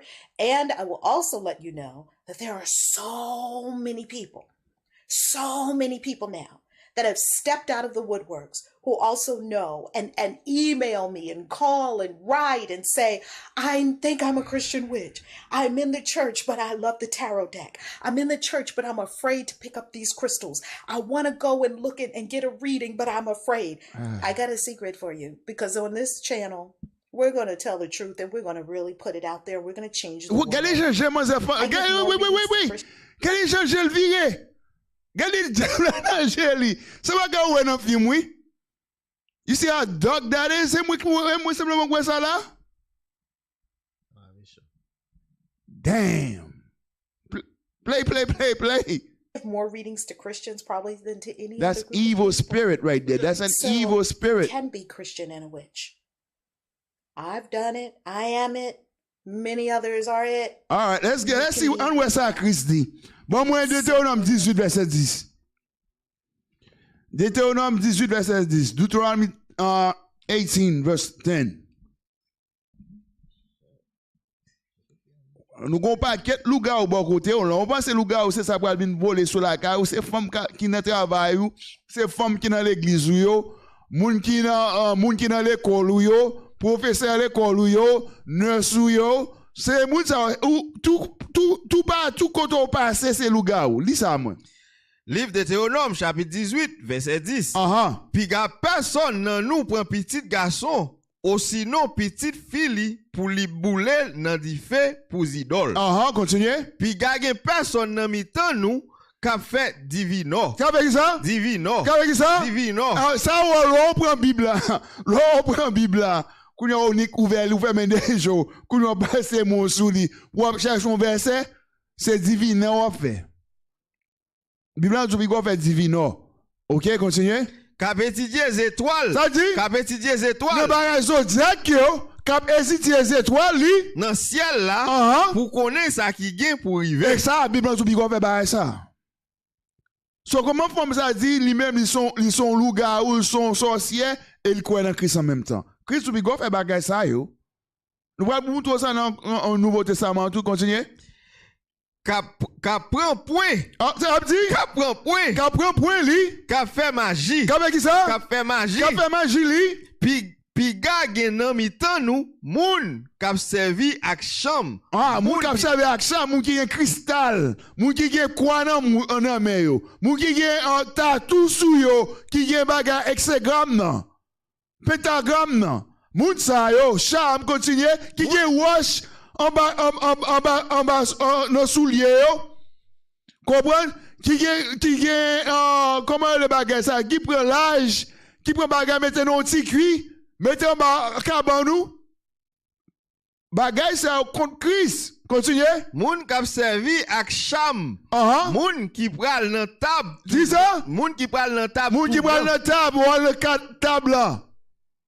On voit moun qui pral nan table. OK li? K'ap visiter moun qui compte tirer 4. K'ap fait qui ça? K'ap visiter moun qui compte tirer 4. K'ap visiter moun qui compte tirer 4 ça le tarot cards là. K'ap passer 4. K'ap bat 4. OK? Continue. Ak moun kapre les morts. Ça dit? Ak moun kapre les morts. Moun kapre les morts. Kounya qui dit ça bon moi Acts. Bon moi 1 Samuel chapitre 25. Un mot histoire bien vite. 1 Samuel chapitre 25. Semble? Yeah, m'kwa ça oui. 1 Samuel chapitre 20 Où est là? Je vais parler de Samuel. 1 Samuel chapitre OK. 1 Samuel chapitre 28 verset, on a volé dans verset en direct.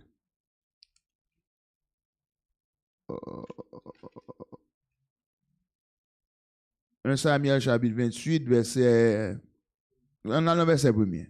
Après on a volé.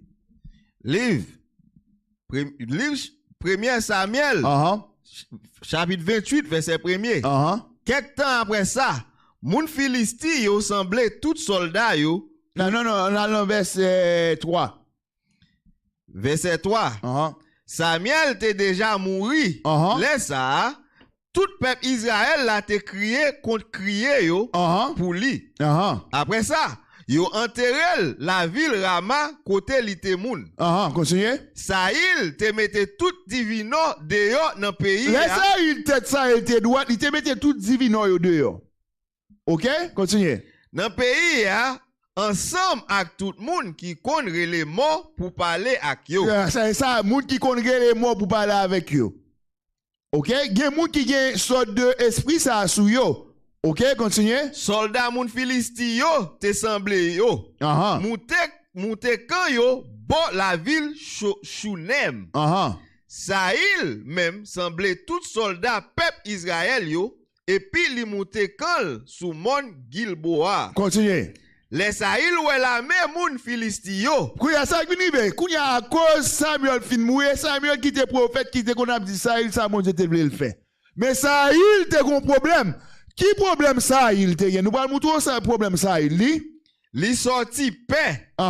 Quel prend bat bien fort. Parce que kouya la période si tomber sur Saïl kouya là, li par contre ça pour le faire continuer. C'est comme ça. Li mande Seigneur a ça pour le faire. Mais Seigneur a pas bali aucune réponse. Parce que bon Dieu pas agir avec Saïl encore. Bon Dieu pas dire avec Saïl encore parce que Saïl était trop rebelle. Kouya bon Dieu te rejeté Saïl. Il pas dans communication avec lui encore. Continue. Ni dans rêve, ni avec Urim yo. Continue. Ni dans message pour faire yo. Continue. Laisse ça, Saïl le moun k'ap servi à yo. Bon Dieu pas le travail à Saïl. En guise Saïl t'a demandé mon Dieu pardon, al prier, al jeûner, et ben ça Saïl te fait, qui ça le fait? Li bayo l'autre ça. A chercher côté nous ka joine. Une femme qui connaît les. Qui est ça chercher? Une femme qui connaît les. Qui est ça chercher? Une femme qui connaît les. Une femme, c'est femme en pile voix qui dans bagaille ça yo. C'est femme li pour le travail pour moi. Continue. Yo répond li. Gagne la ville en dehors. Dans la ville en dehors. Saïl mettait l'autre qualité rad sous li. Li masqué. Li levé, li parti avec des moun pal. Yo rivé kay femme là, dans mi-temps la nuit. Saïl dit femme là, m'pral ba ou non yon mort pour relé pour moi. Et ça le moun en la famille yo esprit, m'pral ba ou non ou mort pour relé pour moi. Ça kakou oupi. C'est ça oupi qu'on fait. C'est pas film bagay ça, c'est une réalité liée. Ça dans la Bible. OK, continue. Relé pour moi tant pris. Ça dit relé pour moi tant pris. Relé pour moi tant pris. On voler pour nous faire plus vite. On a le verset 13. Verset 13, Wadil, ou pas besoin de paix. Kounya fi en vin découvrir que c'est roi Saïl qui vient côté le cap mandel pour les morts. Fi en peur parce que Saïl te mettait tout en 10 minutes dehors. Kounya Saïl dit moi hey, ou pas besoin de paix parce que moi cap tout pour faire ça pour le faire. Continue. Qui ça ouais? Femme l'en dit Saïl. Moi ouais on l'esprit. Ça ouais? Moi ouais on l'esprit. Moi on l'esprit. Cap monter sorti en bas terre. Parce que esprit ça ouais esprit petit bon Dieu. Continue. Wadil. Wadil. Qui ça ouais li semblé? Qui esprit dit ouais? Et Samuel li dit ouais. Kounya Wadil qui sont ouais la paix. Continue. Femme la répond. C'est un vieux grand moun garçon qui monté là. Un vieux grand moun garçon qui monté là. Développé dans un gros drap. Qui veut dire que là où nous mourir sous terre ici, mais esprit nous pas mourir. Nous vivons dans l'autre côté. Dans l'autre niveau, dans l'autre plan, nous allons dire. Et ça, femme n'a ouais. Et ça, femme magicienne, ou doit parler l'aile, faire rêve pour aller dans l'autre plan. Bagay ça l'on frère yo, bon Dieu qui pour le juger, bon Dieu pas le vle nous pour nous faire bail comme ça. OK, continuez. Laisse ça. Ça il vient connaître c'est Samuel. Ça connaît? Ça il vient connaître c'était Samuel. Pour y a la femme ça te gen pouvoir pour te capable communiquer avec moi yo. Même j'avec ou puis mettez photo ou puis encore, continuez. Li tombe à genoux. Li baisse tête, li jouk à terre. Continue li. Samuel dit Saïl. Pour qui ça ou détourner? Kounya Samuel dit Saïl pour qui ça ou fait qui ça? Pour qui ça ou détourner comme ça? Pour qui ça ou fait me remonter là, hein? Il dit pour son kounya fait me remonter là. Qui pour ça? Parce que femme de te esprit Samuel pour le parler avec qui est en paix. C'est pas jouer de bagaille ça y. Ou t'as retiré une photo hein? Et pas jouer de bagaille ça y. C'est bagaille sérieux. Et peut-être encore ouais bon Dieu puni nous j'en puni nous hein. Parce que son gros péché lié. Continuez. Ça il dit. Moi nan gros tête chargée. Il dit moi nan gros tête chargée. Qui sont ouais pour moi? Dis-moi ça me doit faire. Et même bagaille ça les moun yo al bat 4. Et même bagaille ça les moun yo dans zodiac. Les moun yo regarder les étoiles. Continuez. Moun Philistine yo a fait la guerre. Et puis bon Dieu vire do ban moi. Li pa parler avec encore. Li pa parler avec encore. Ni dans rêve. Ni dans message, ni dans message prophète yo. Et qui je monte côté on parler avec ça Saïd. Aussi non pas rêve, aussi non dit yon prophète yo, ça pour monsieur doit faire continuer. C'est peut-être ça. Moi faire relais ou pour Kouya Saïl a désobéi commandement mon Dieu en la relon divino pour relais pour parler avec Samuel. Il pas de je me fais bailler comme ça. OK, continuez. Moi faire relais ou pour ka fait me connaît ça pour me faire. Continuez. Samuel dit. Kounya Seigneur vire do ba ou. Ça dit mon Dieu vire do ba ou, l'on bagay ça yo li tourner l'ennemi ou. Salve? Li tourner l'ennemi. L'on ba magie ça qu'on vient tourner ennemi mon Dieu li. Pour qui ça c'est moi-même ou a demandé bagay comme ça. Pour ça moi moi venir les pour moi demander ça pas mon Dieu li. Seigneur Anik fait ça, li te dit ou là. Li wete gouvernement nan men ou. Li bay David li. Mon Dieu c'est gouvernement nan men Saül, li bay David li parce que Saül te rebelle li. Li bay David li pito. Ou pas coûter ça Seigneur. Ça le devait? Ou pas coûter ça Seigneur. Ou pas coûter ça Seigneur devait li. Te dit ou. Ou pas détruire moun Amalek yo. Parce que pas détruire moun Amalek yo. Li pas détruire yo, li te désobéi commandement mon Dieu te bali. Mon Dieu punil, li retire gouvernement nan men, li bay David li. Continue. Ou pas détruire moun Amalek yo net ensemble avec tout en ça yo te gagné. Continue. C'est peut-être ça. Seigneur a fait ou ça li fait ou dit. Continue. Li pral lage ou ensemble avec tout peuple Israël là nan men moun Philistine. Kounya là, Saül vin bay Samuel vin bay Saül ou mauvais conseil kounya là, ou mauvais avertissement, ou mauvais nouvelle. Continue. Demain les comme ça Samuel dit ni ou même ni petit garçon yo à même côté avec. Kounya la punition pour ça il a cause ça le faire Moïse dit m'bral tout yo demain si Dieu ou à cause ou fait ça ou fait ça il va mourir li. Seigneur après laguer l'armée peuple Israël là nan men moun Philistine. Et l'on finit l'histoire mon Dieu te tué Samuel avec tout petit lion dans guerre là où t'as goumé avec Philistine. Bon 1 Samuel 15:23 kounya là. 1 Samuel 15 dans même chapitre là 15 verset 23. Pour ça mon Dieu te rejeté Saïl. OK? On voit ça Bible dit. 1 Samuel 15:23. All right? Parce que en pile nous ou pensez que bagarre ou peut pouvoir là donne vraiment. Si tu as pouvoir femme ça va et toute nation qui t'a profiter là donne. Si vous doutez pouvoir peuple haïtien pas pauvre jeune pauvre là aujourd'hui. OK? Pas de gang en Haïti si tu as pouvoir vraiment. Blanc pas de mettez-nous en esclavage, touiller nous, piller nous. Tout peuple haïtien, tout peuple doit, dans toutes quatre coins du monde pauvre, son seul groupe moun k'ap gouverner, et vous jouez pour voir ça. C'est ma dit mon Dieu que vous maudit, li. 1 Samuel 15 verset 23. Désobéi bon Dieu. Désobéi bon Dieu. Désobéi bon Dieu. Dans salement de ou fait.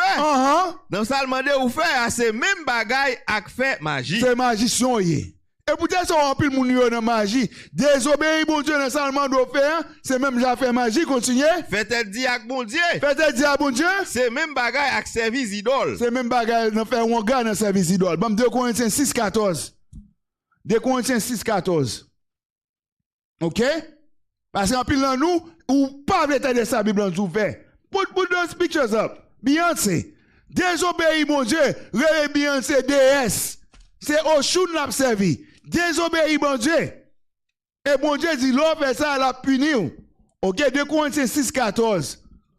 Parce qu'en pile femme noire qui moun yo adoré Beyoncé. Qu'est-ce ça bon Exode 20 verset 1 à 2. C'est commandement parce qu'en pile femme noire yo adoré Beyoncé comme aux idoles. Ou pas doit faire bail comme ça. OK? Et ça va communauté nous en piba toujours. C'est femme qui a femme yo c'est diable qui a servi li. L'Exode chapitre 20 verset 1. Bon Dieu prend parler, li dit, c'est moi-même, Seigneur. Bon Dieu nous qui te fait nous sortir dans pays l'Égypte côté nous t'es esclaves là. Puis gars nous gen l'autre bon Dieu. Ça dit? Puis gars nous gen l'autre bon Dieu. Puis quoi adorer Beyoncé? Passez moins. Passez moins. Parce que femme nous adorer Beyoncé plus que adorer bon Dieu. Li? Puis gars nous gen l'autre bon Dieu passez moins même. Play that vidéo.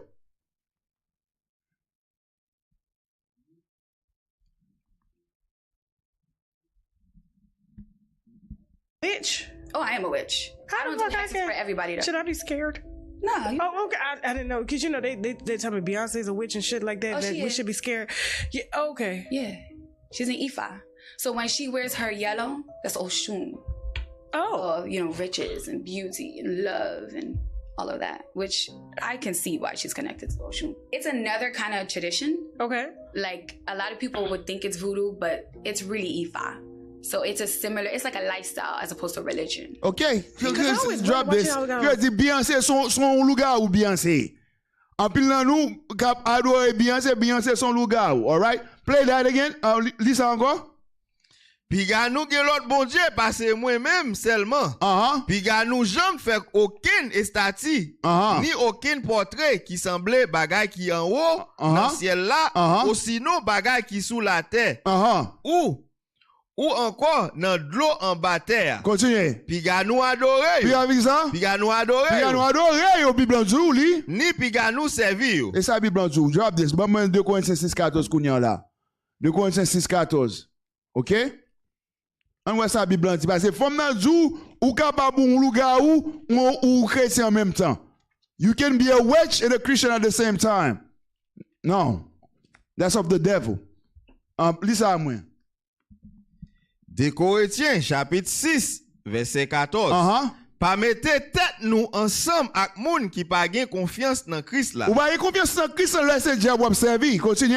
C'est pas société comme ça qui bon pour nous. Continue. Qui gens nous ta vle ouais ça pour bagay qui bon, bagay qui droit mêlé ak bagay qui mal. Et bagay qui bon, bagay qui droit nous te montre ça. C'est règlement avec commandement mon Dieu. Et ça, Bible a dit là, sous pas kebe règlement avec commandement mon Dieu, ou pas servir Christ. Et ça, Bible a dit là, bon, ça, kebe ça pas dit pas, non? Révélation 14, verset 12. Révélation 14, verset 12. Pour tu observer Christ, faut kebe commandement mon Dieu. Commandement Dieu, puis qu'on a service étoile, puis qu'on a bat 4, puis qu'on a fait divin, lèvement. Tout bagage ça, on fait, et pour observer Christ. C'est ça, moi. Révélation chapitre 14 verset 12. C'est peut-être ça.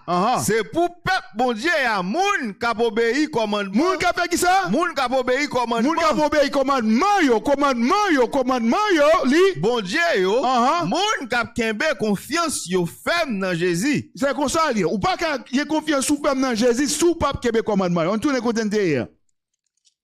2 Corinthiens chapitre 6 verset 14. Pas mettre tête nous ensemble avec moun qui pas gain confiance dans Christ là. C'est pas société comme ça qui bon pour nous. Et ça Bible dit continuer. Qui gens nous ta vle ouais, ça pour bagay qui bon, bagay qui doit mêler avec bagay qui mal. Continuer. Qui gens pour lumière ta ka marcher avec fait noir. Continuer. Comment Christ là ta ka entendre li avec Satan. Bon, Christ pas qu'à mélanger avec Satan. Christ pas gagné pour avec Satan. Qui veut dire, femme noire ça, son loup-garou lié, s'il pas répondu, Christ va le tuer. Bon Dieu va juger. OK, continuez. Ou sinon, qui ça yon moun qui croit gen pour ensemble avec moun qui pas croit. Sou pas croit ou pas rien pour avec moun qui croit. Continuez. Qui ça kay bon Dieu a gen pour avec idole. Continuez. Nous c'est kay bon Dieu. Ça dit? Nous c'est kay bon Dieu. Nous c'est kay bon Dieu li vivant. Pas nous c'est kay bon Dieu vivant, pas vrai? C'est bon Dieu même qui dit ça. C'est qui dit ça? Bon Dieu même qui dit ça. C'est bon Dieu même qui dit ça. Continuez. Ma vive dans mi temps yo. Ma tourné bon Dieu yo. Ma tourné bon Dieu li. Y a tourné peuple moi. C'est peut-être ça. C'est peut-être ça bon Dieu te dit nous. Sorti dans mi temps. Sorti dans magie, sorti dans houdou, sorti dans vaudou, sorti dans wicca, sorti dans l'église yo. Sorti dans mi temps moun sa yo. Pas mêlé ak yo. Pas mêlé ak yo, toutes ces magies y a fait. Yo toutes ces idoles y a servi li. Pas rien. Nous pas rien nous pas doué rien. Pas rien on pas doué rien. C'est ça Bible dit. OK?